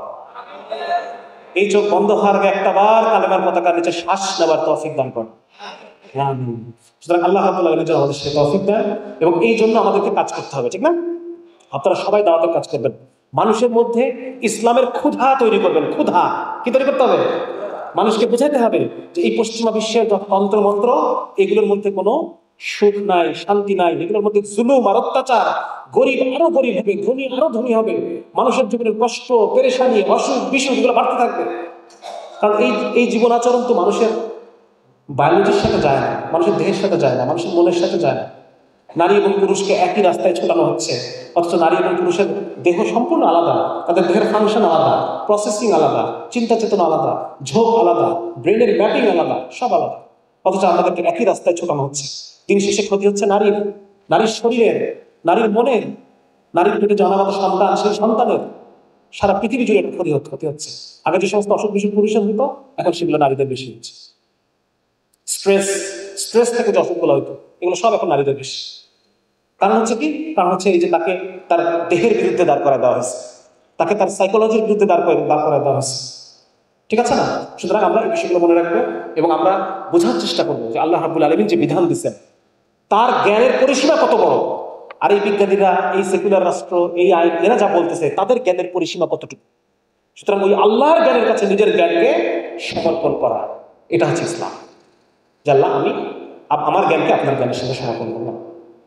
ঠিক আছে না ইনশাআল্লাহ ভাই? বোঝা গেছে তো?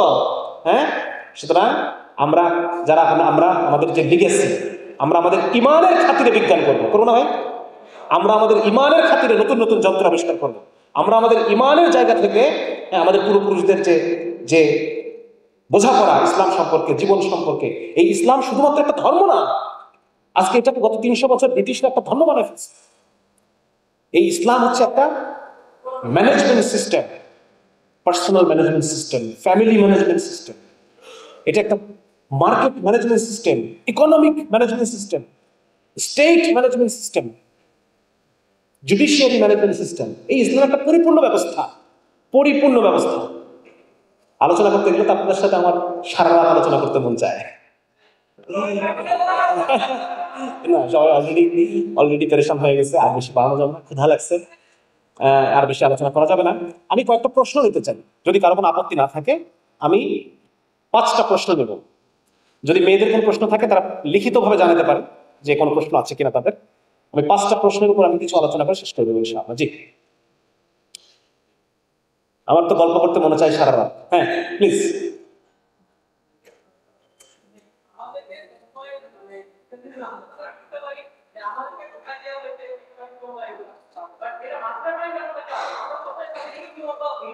চমৎকার, ভেরি নাইস, ভেরি নাইস, সুন্দর প্রশ্ন। এটার জন্য আমি একটা 300 পৃষ্ঠার বই লিখছি। বইটার নাম কি, কে বলতে পারবে? অবাধ্যতার ইতিহাস। আমরা তো এরকম অবাধ্য ছিলাম না, আমরা কিভাবে অবাধ্য হয়ে গেলাম। তো এটা 300 পৃষ্ঠার আলোচনা 5 মিনিটে করা যাবে না। বাকি এইটুকু আপনাদের জন্য বলতে পারি, সেটা হচ্ছে যে এই পুরা জিনিসটা তৈরি করা হচ্ছে কিছু ব্যবসায়ী ফিলসফারের হাতে। ব্যবসায়ী ফিলসফার, এইটার মূল যারা যারা প্রপোনেন্ট, যারা এটাকে চিন্তা করছেন, যারা এটাকে ফর্মুলেট করছেন, তারা প্রত্যেকেই ব্যবসায়ী। কেউ কেউ আছে দাস ব্যবসায়ী। এই যে স্বাধীনতা, সমতা, স্বাধীনতা, এই কথাগুলো প্রথম যিনি বলেন জন লক, এই ভদ্রলোক একজন দাস ব্যবসায়ী। চিন্তা করেন এদের হিপোক্রেসি। সে দাস ব্যবসায় ইনভেস্ট করছে, আফ্রিকা থেকে কালো মানুষদেরকে দাস বানায় বানায় আমেরিকাতে নিজে বেচতেছে, প্রতি বছর বছর শেয়ারকে সে বাড়াচ্ছে, আর সে এখানে লিখতেছে সমতার গল্প আর স্বাধীনতার গল্প। চিন্তা করেন। সুতরাং এরা প্রত্যেকেই ব্যবসায়ী এবং তারা ব্যবসার পক্ষে উপযোগী যে জীবন দর্শন, সেই দর্শনটাকে তারা তৈরি করছে। বুঝা গেছে? ওইটা এটা হচ্ছে এনলাইটেনমেন্ট যুগে, আমরা যেটাকে বলা হয় এনলাইটেনমেন্ট। এবং এনলাইটেনমেন্টের যুগে তারা দেখছে মানুষ ভোগ করলে পরে, মানুষ যত বেশি কনজিউম করবে আমার প্রোডাক্ট, তত বেশি লাভ আমার লাভ, আমি ব্যবসায়ী, রাইট? মানুষকে ভোগ করতে বাধা দেয় কে কে? মানুষ ভোগ করে না, স্যাক্রিফাইস করে তার ওয়াইফের জন্য, স্যাক্রিফাইস করে তার সন্তানের জন্য। হ্যাঁ, ধর্ম মানুষকে কম ভোগ করতে শেখায়, ঠিক না? অল্প ভোগ করতে বলে। সুতরাং সবার আগে যুদ্ধ ধর্মের বিরুদ্ধে, ধর্মের বিরুদ্ধে যুদ্ধ। সবার আগে যুদ্ধ হচ্ছে পরিবারের বিরুদ্ধে। ঠিক আছে? এগুলো এগুলো আমার মুখের কথা না, এগুলো তো রিসার্চ। রিসার্চ আসছে পরিবারের বাবা সন্তানকে ডিটার্ড কনজাম্পশন শেখায়। বাবা যখন ছেলে যখন চায় আব্বা আমাকে এই খেলনাটা দিতে হবে, খেলনাটা দিতে হবে, বাবা তখন বলে আব্বা পরে দেবো তোমাকে, এখন না, পরে দেবো। এই যে পরে দিব, এখনকার পোলাপান পাখির ড্রেস না পেলে আত্মহত্যা করে। কেন করে? কারণ ছোটবেলা থেকে সে সব কিছু পেয়ে মানুষ হয়েছে, যা চাইছে তাই পাইছে। রিসার্চ করতে আসতেছে যে বাবা সন্তানকে ডিটার্ড কনজাম্পশন শেখায়, তার ভোগ করাকে আটকায় দেয়। অতএব পরিবারে বাবা থাকা যাবে না, ঠিক আছে না? অতএব এখন পশ্চিমা বিশ্বে, পূর্ব ইউরোপের সমস্ত দেশ 50% বাচ্চা জারজ, আউট অফ ওয়েডলক। 50% বাচ্চা। তারা তাদের এই ফিলোসফি দিয়ে, তাদের ফেমিনিজম, তাদের বাক স্বাধীনতা, ব্যক্তি স্বাধীনতা, হোয়াট এভার, এগুলো দিয়ে তারা এটা করতে পারছে। তারা লিভ টুগেদারকে প্রমোট করছে। তারা বলছে যে এই দুনিয়া ভোগের দুনিয়া, তুমি ভোগ করো, যে যত ভোগ করবে, গাড়ি ঘোড়া লেখাপড়া করে, যে গাড়ি ঘোড়া চড়ে, যত ভোগ করবা তত তুমি সাকসেসফুল, সুতরাং তুমি ভোগ করো। এই ভোগের পিছনে ছোটায় তারা আজকে সাকসেসফুল। তারা আজকে 50% বাচ্চাকে আউট অফ, মানে উইদাউট ফাদার পয়দা করতে পারছে। এই 50% বাচ্চা হচ্ছে তাদের কম্পালসিভ কনজিউমার, করতেই থাকবে কনজিউম, হোয়াট এভার। তাদের অ্যাংজাইটি হোক, ডিপ্রেশন হোক, আত্মহত্যা করুক, এই ব্যবসায়ীদের কিছু যায় আসে না। তারা শুধু চায় কি? ক্লিকে ক্লিকে টাকা, ক্লিকে ক্লিকে টাকা, তারা শুধু এটা চায়। আমার কথা বুঝে গেছে? সুতরাং এই পুরো জিনিসটা তৈরি করা হচ্ছে কাদের হাতে? ব্যবসায়ী ফিলোসফারদের হাতে, এনলাইটেনমেন্ট পিরিয়ডে, এনলাইটেনমেন্ট পিরিয়ড। সুতরাং এই জিনিসটা অবাধ্যতার ইতিহাস বইটা পড়লে এত বিস্তারিত জানতে পারবেন। একজন বোন প্রশ্ন করছে, একজন নারীর জীবনের উদ্দেশ্য এবং লাইফস্টাইল কেমন হওয়া উচিত? খুব চমৎকার প্রশ্ন। একজন নারীর জীবনের উদ্দেশ্যটা কি হওয়া উচিত? এটা আসলে এখানে আমি জানি না এটা আসলে রাইট প্লেস কিনা এই কথাটা বলার জন্য। দেখেন, একজন নারীর উদ্দেশ্য, জীবনের উদ্দেশ্য এবং ফুলফিলমেন্ট, একজন নারীর ড্রিম এবং তার এন্ডেভার, তার সমস্ত প্রচেষ্টা, তার মেধা কোথায় লাগা উচিত, এটা রাব্বুল আলামিন বলে দিচ্ছেন আমাদেরকে। আল্লাহ তাআলা বলে দিচ্ছেন, যিনি আপনার কাছ থেকে শ্রম চান না, যিনি চান না আপনি পুরুষের সাথে কাঁধে কাঁধ মিলাই ছুটবেন আর আপনার শরীর অসুস্থ হয়ে পড়বে, আপনার মন অসুস্থ হয়ে পড়বে, আপনি অফিসে থাকবেন, আপনার মন থাকবে বাসায় সন্তানের কাছে, আপনার সন্তান এদিকে তার যে রাইট টাইমে তার যেটা পাওয়ার কথা ছিল, মায়ের সান্নিধ্য, মায়ের স্পর্শ, এগুলো কিন্তু বাচ্চার ব্রেন ডেভেলপমেন্টের জন্য অনেক বড় জিনিস। মায়ের স্পর্শ, মায়ের হার্টবিট, এগুলো আমরা পড়ছি, মায়ের হার্টবিট এগুলা। হ্যাঁ, কিন্তু আমাদের মেয়েরা কি করে, তারা ব্রেস্ট মিল্ক ফ্রিজে রেখে চলে আসে, কাজের মেয়ে খাওয়াই দেবে না। বাচ্চা শুধু আপনার ব্রেস্ট মিল্কের জন্য আপনার উপর নির্ভরশীল না, সে আপনার স্পর্শ চায়, তার ব্রেন ডেভেলপমেন্ট হয়, সে আপনার হার্টবিট শুনতে চায়, কারণ গর্ভে সে আপনার সবসময় আপনার হার্টবিট শুনছে, ওই শব্দটা সে চায়, সে আপনার স্কিনের টাচ চায়। সুতরাং ইসলাম বলতেছে নারী এবং পুরুষের জেন্ডার রোল ইজ ডিফারেন্ট, এবং আজকে সায়েন্স সেটাই প্রমাণ করতেছে যে যেহেতু নারী আর পুরুষের মধ্যে অনেক পার্থক্য আছে, তাদের সবকিছু অনেক অনেক আলাদা, সুতরাং মেয়েদের জেন্ডার রোল হওয়া উচিত ইন জেনারেল, আদার দেন দুই একজন ভিন্ন এক্সপার্ট যদি থাকে, আমাদের আশা এক্সপার্ট ছিলেন একটা বিষয়ে, কিন্তু ইন জেনারেল নারীর ফুলফিলমেন্ট, তার স্বপ্ন, তার সাধনা, তার এনডেভার, তার গবেষণা, তার মেধা লাগা দরকার ঘরের দুনিয়া সামলানোর জন্য। ঘরের কাজ ছোট কাজ না, এটা যে ছোট কাজ, বাচ্চা পালা ছোট কাজ, এটা আমাদেরকে কে শিখাইছে? ওই ব্যবসায়ীরা। কারণ ওই ব্যবসায়ীরা চায় যে মার্কেটে অলরেডি যে পরিমাণ ছেলে আছে, সমপরিমাণ মেয়ে যদি আমরা মার্কেটে নিয়ে আসতে, জব মার্কেটে আনতে পারি, তাহলে পরে এরা কম স্যালারিতে কাজ করার জন্য তৈরি। নর্মাল স্যালারি হচ্ছে কম স্যালারি দেওয়া হবে। আমি কোনো উদাহরণ দিই, এটা আমি কাউকে ছোট করে বলতেছি না। আপনারা জানেন একজন ডাক্তারের প্রাইভেট মেডিকেলে স্টার্টিং স্যালারি কত? আপনারা জানেন কত? কেউ বলতে পারবেন কত? 20, অনেক বেশি বলছে, 18, নর্মালি 18। ওই একই হাসপাতালে ডিরেক্টরের ড্রাইভারের বেতন থাকে 25, আর একজন ডাক্তারের বেতন থাকে 18 বা 20। এটা কেন হয়েছে জানেন আপনারা? কারণ এখন অনেক মেয়ে ডাক্তারের পরিবারের জন্য আয় রোজগার করা জরুরি না। মেয়ে ডাক্তারটা বিয়ে হয়েছে আরেক ডাক্তারের সাথে, এক গভর্নমেন্ট ডাক্তারের সাথে কথা বলে, তার ইনকাম 50,000 টাকা। এই মেয়ের 20,000 টাকা হলেই তার মোটামুটি যত কাপড় চোপড়ের খরচ বা তার যে ব্যক্তিগত যে একার যে খরচটা, এগুলো হয়ে যাচ্ছে। সুতরাং এই মেয়েটা তো 18,000 টাকায় কাজ করার জন্য সে রেডি। বিপদে পড়ছে কে? ছেলেটা, একটা ছেলে যে ক্যান্ডিডেট, সে তো 18,000 টাকায় শহরে তার পরিবার পালতে পারবে না। পারবে? মেয়ের খরচ করতে হয় তার নিজের জন্য, সে অন্যের জন্য খরচ করতে বাধ্য না। কেউ জিজ্ঞেস করবে না, তাকে সমাজ জিজ্ঞেস করবে না, পরিবার জিজ্ঞেস করবে না, আল্লাহ তাকে ধরবেন না, কেউ তাকে জিজ্ঞেস করবে না। কিন্তু একটা ছেলের তো পরিবার পালন করতে হয়। সুতরাং আমি এটা ভুল কথা না, আমি মূলত বলতে চাই যে আসলে আপনারা শেখেন, জ্ঞান অর্জন করেন, আরো উপরে যান, দিনের জন্য আপনারা আপনাদের জ্ঞানকে আপনারা খরচ করেন, ব্যয় করেন, কিন্তু সত্য কথাটা আমাকে বলতেই হবে। সেটা হচ্ছে আল্লাহ রাব্বুল আলামিনের বার্তা হচ্ছে মেয়েরা ঘরের দুনিয়া সামলাবে। এটা একটা দুনিয়া, এটা মেয়েদেরকে আটকায় রাখা না। আল্লাহ তাআলা কারো উপর জুলুম করেন না। আল্লাহ তাআলা জানেন আপনার বায়োলজি কেমন, আপনার সাইকোলজি কেমন, আপনার ব্রেন ম্যাপ কেমন। আপনার যে প্রতি মিনস্ট্রুয়াল সাইকেলে আপনার যে হরমোন এত ঢেরের মতো ওঠানামা করে, আপনাকে যদি দেখাতে পারতাম স্লাইডটা, যে একজন মেয়ের 28 দিনের একটা সাইকেল, এই সাইকেলের মধ্যে তার estrogen hormone, progesterone hormone, luteinizing hormone ঢেউয়ের মতো উথাল পাথাল করে। তার সাথে পাল্লা দিয়ে উথাল পাথাল করে তার আবেগ, তার শারীরিক কষ্ট, তার মানসিক কষ্ট, তার রেস্ট প্রয়োজন হয়। একটা মেয়ের রেস্ট প্রয়োজন। এখন কেউ জোরে করে ডিনাই করতে পারে না, আমার রেস্ট লাগে না, আমি একটা ছেলে যা পারে আমি সব পারি।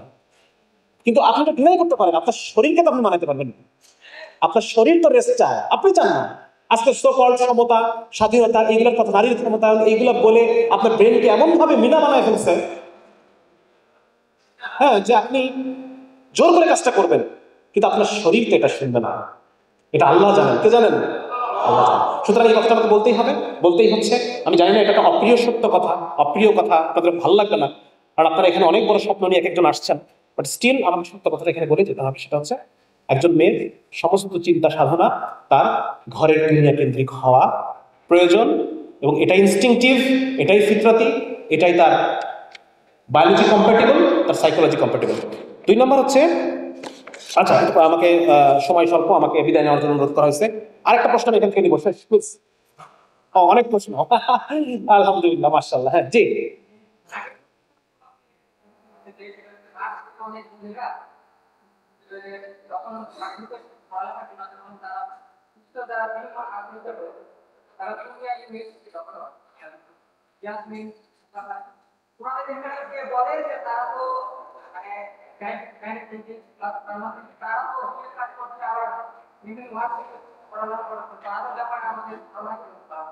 আচ্ছা ঠিক আছে, থ্যাংক ইউ, থ্যাংক ইউ, বুঝতে পারছি, বুঝতে পারছি, ওকে ঠিক আছে, ভালো কথা বলছেন। আসলে কিছু বোঝাপড়া আমার সাথে আল্লাহ করতে হবে।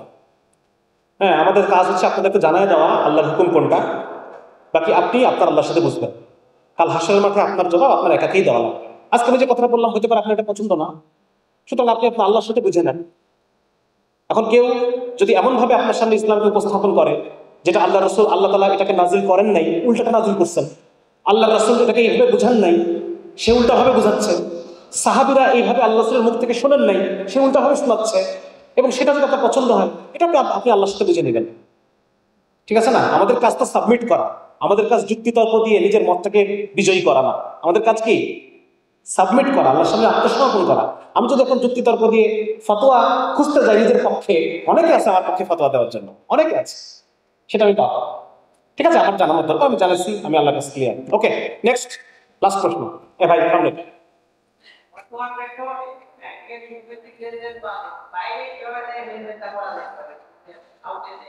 এটা আসলে কিছু করার নাই, এটা যারা অনেকে, এটা ইন্টারন্যাশনালিও বাঁচা সম্ভব না। নিজে যতটুকু পারেন আপনার জায়গা থেকে আপনি চেষ্টা করেন সুদ মুক্ত থাকার জন্য। হ্যাঁ, আজকে আপনার পাঞ্জাবিটা তৈরি হয়েছে, তারা সুদ নিয়ে পাঞ্জাবি তৈরি করছে, এটা দায় আপনার না। আপনি নিজে যতটুকু পারবেন, যতটুকু আপনার সামর্থ্যের মধ্যে আছে, আল্লাহ তাআলা কাউকে তার সামর্থ্যের বাইরে কিছু চাপায় দেন না। এটা আল্লাহ তাআলার একটা সামর্থ্যের বাইরে কিছু চাপায় দেন না, এবং বাধ্য হয়ে মানুষ যেটা করে আল্লাহ তাআলা সেটার জন্য তাকে ইনশাআল্লাহ ধরবেন না। ঠিক আছে, সুতরাং আপনি আপনার নিজের জায়গায় আপনি এই সুদ থেকে বেঁচে থাকার চেষ্টা করেন, ইনশাআল্লাহ এতটুকুই যথেষ্ট হবে। জি জি সামনে। অগণতান্ত্রিক পথে, অগণতান্ত্রিক পথে ইসলাম কায়েমের রোডম্যাপ। আচ্ছা, অনেকগুলো রোডম্যাপ আছে, যেমন আপনারা হাসিনাকে এখান থেকে বিদায় করছেন না, করা যায় তো নাকি? যায়। মানুষের মধ্যে ক্ষুধা তৈরি করেন, মানুষই একসময় খেদায় বের করে দেবে, ঠিক না? হ্যাঁ হ্যাঁ, এটা তো আমাদের সামনে ঘটেই গেল। এর আগে 1979 সালে ইরান বিপ্লব ঘটছে না? ইরান বিপ্লব ঘটছে। সুতরাং জনগণ যখন জনগণকে ইয়ে করে, হ্যাঁ, মানুষ যখন বুঝবে মানুষের মধ্যে ক্ষুধা আসবে, তখন মানুষ এমনি এমনি ঘটনা, মানে তারা যেটা চায় সেটা তারা চেক করে ফেলবে। ঠিক আছে, কিন্তু গণতান্ত্রিক পদ্ধতিতে এটা সম্ভব না। কেন সম্ভব না? কারণ এই জায়গায় যখন আপনি, আমি আপনার সাথে ফুটবল খেলতে নামছি, একটু পর পর আমি নিয়ম চেঞ্জ করতেছি, আপনি আমার সাথে জিততে পারবেন? হ্যাঁ, যখন অফসাইড হয় আমি বলে অফসাইড নেই, যখন আপনি অফসাইড করেন তখন মানে যখন আপনি গোল দিচ্ছেন আমি বলে অফসাইড, যখন আমি অফসাইড করি তখন বলে অফসাইড নেই। তাহলে আপনি কোনোদিন আমার সাথে খেলা জিততে পারবেন না। একটু পর পর আমি বার চেঞ্জ করতেছি, আমি যখন গোল দিচ্ছি তখন বলছি বল বাইরে দিয়ে গেছে, ও বারটা একটু ডাইনে সরবে, আমারটা গোল। আপনি যখন গোল করে ফেলছেন তখন বলছি বারটা একটু বামে সরবে, আপনার একটা গোল হয়নি। সুতরাং তাদের নির্মিত ছকে খেলতে পারেন, আপনি জিততে পারবেন। আর গণতান্ত্রিক পদ্ধতিতে তো ভাই গণতন্ত্রই কায়েম করতে পারেননি। হাসিনা আপনি গণতান্ত্রিক পদ্ধতিতে বিদায় নিচ্ছেন, এটা বোঝান খুব সহজ, খুব সহজ বোঝান, বুঝতে না চাইলে কিছু পারেন না। আপনি তো গণতান্ত্রিক পদ্ধতিতে গণতন্ত্রই কায়েম করতে পারেননি, ইসলাম কিভাবে কায়েম করবেন যেখানে ইসলামকে কেউ দেখতে পারে না? ঠিক না? সুতরাং ইসলাম কায়েম করতে হলে জনগণকে আমরা ক্ষুধা তৈরি করতে চাই মানুষের মধ্যে। একটা বেকার যেন বোঝে সে যে আজকে বেকার, কারণ ইসলাম নাই। একজন পতিতা যেন বুঝতে পারে সে যে আজকে শরীর বিক্রি করে খায়, কারণ আজকে একজন ওমর নাই, একজন ইসলাম নাই। এই পর্যায়ে আমাদের মানুষের ক্ষুধা তৈরি করতে হবে, তখন থেকে মানুষ নিজে চেঞ্জ করে ফেলছে। ইনশাআল্লাহ আসবে একদিন কোনোদিন রমাদান বিপ্লব হবে ইনশাআল্লাহ। আচ্ছা, আর কোনো প্রশ্ন? জি লাস্ট।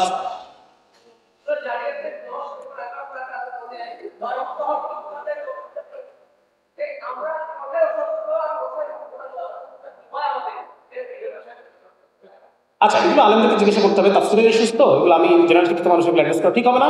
বাকি অসতর্ককারী হচ্ছে যারা আমাদেরকে আল্লাহর হুকুম থেকে অন্যদিকে নিয়ে যায়। আল্লাহ যেটা বলেছেন সেটা আমাকে পালন করতে তো দেয় না, উল্টা তারা আমাকে কি করে?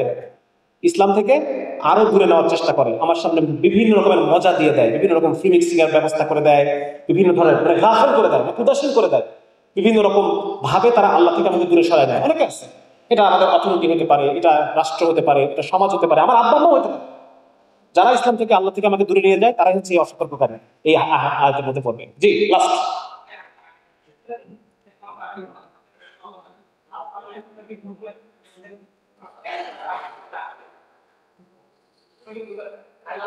আচ্ছা আমি একটু শুনতে পাই নাই, ওটা কেউ যদি একটু।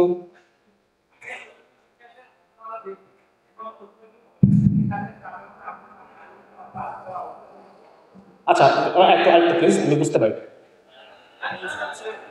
মুসলমানদের কার্যক্রম ছিল, কিন্তু বর্তমানে কি আসতে দেওয়া হচ্ছে না, নাকি হচ্ছে চলছে আমরা জানি? হ্যাঁ আগে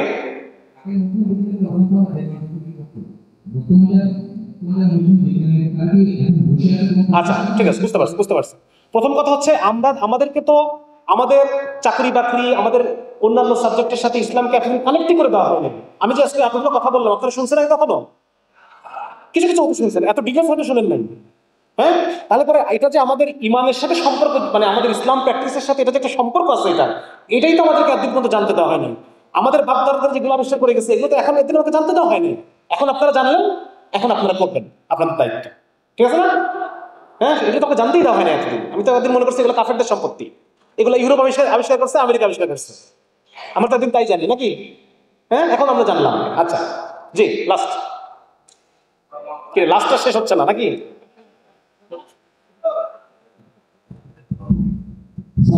ওয়ালাইকুম আসসালাম ওয়া রাহমাতুল্লাহ। যে আমার জানা মতে যে আমাদের যে শিক্ষা ব্যবস্থা, জেনারেল শিক্ষা ব্যবস্থা, আমরা যে জেনারেল শিক্ষা ব্যবস্থা আমরা এসেছি, তো আমার জানা মতে যে প্রথমে যে শিক্ষা ব্যবস্থা ছিল সেখানে একই সাথে একজন মুসলিম সে বিজ্ঞান হতে পারলো, ডাক্তার হতে পারলো, সাথে সাথে মুসলমানদের যে মৌলিক জ্ঞান ছিল, যে মৌলিক বিষয়গুলো সেগুলো সে জানতে পারলো। কিন্তু আচ্ছা বুঝতে পারছি, ওকে ফাইন, আমি বুঝছি এটা, ঠিক আছে। ও বলতে চাচ্ছে যে আসলে একটা সময় আমাদেরকে এমন একটা শিক্ষা ব্যবস্থা ছিল যেখান থেকে আমরা জ্ঞানও, মানে ইসলামী জ্ঞানও পাইতাম, এইগুলোও পাইতাম। এখন হচ্ছে না। এখন যেহেতু হচ্ছে না, এটা তো আমাদের হাতে নাই অ্যাকচুয়ালি। তো এখন আমরা কি করতে পারি সেটা হচ্ছে, আজকে তোমরা যারা আমার কথা শুনলাম, তোমরা যদি ইসলামের প্রতি টান অনুভব করে থাকো, তাহলে ইসলামটা আমাদেরকে শিখতে হবে। কি করতে হবে? হ্যাঁ, এবং এটা আলেমদের তত্ত্বাবধানে কিছু ফরজে আইন কোর্স আছে, সেই কোর্সগুলো আমরা করে এই মানে অন্তত পক্ষে যেটুকু দরকার একজন মুসলমানের, এটুকু আমরা শিখতে পারবো ইনশাআল্লাহ। আলহামদুলিল্লাহ এখানে অনেক আলেম সময় দেয়, আমি যেটা খবর পেয়েছি, আশপাশে অনেক মাদ্রাসা আছে। সুতরাং আমরা যদি একটু প্রোগ্রাম অ্যারেঞ্জ করি যে 30 দিনে ফরজে আইন পরিমাণ ইলম শেখা, তাহলে দেখা যাচ্ছে যে আমরা এটা এখন এই শিক্ষা ব্যবস্থা নাই, এখন কি করবো? এটা কিছু করার নাই তো।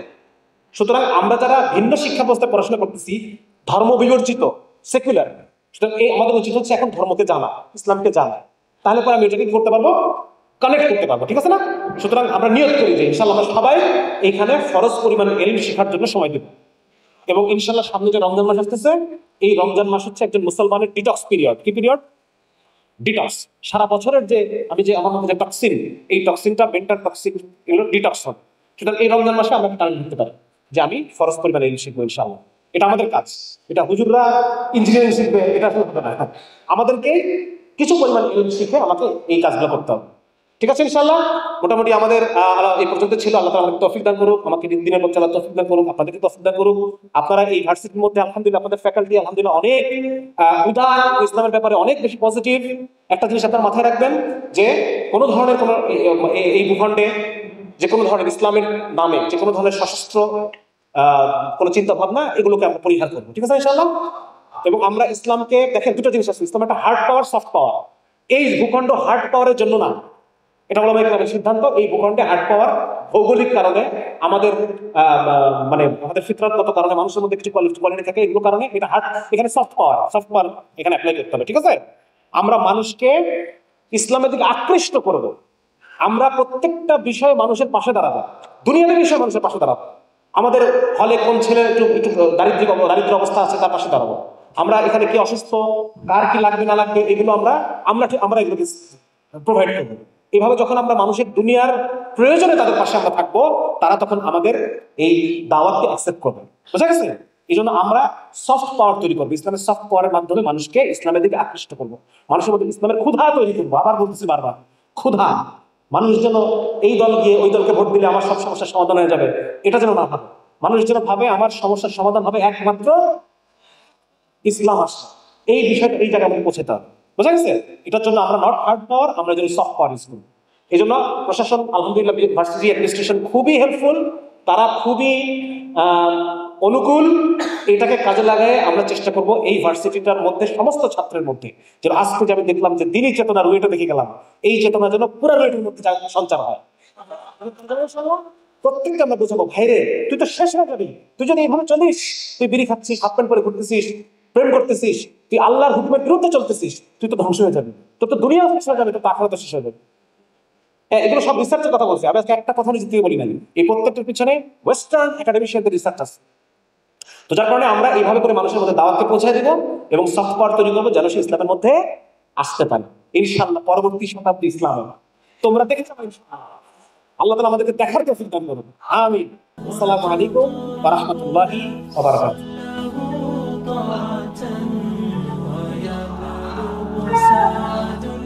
إلى منتهى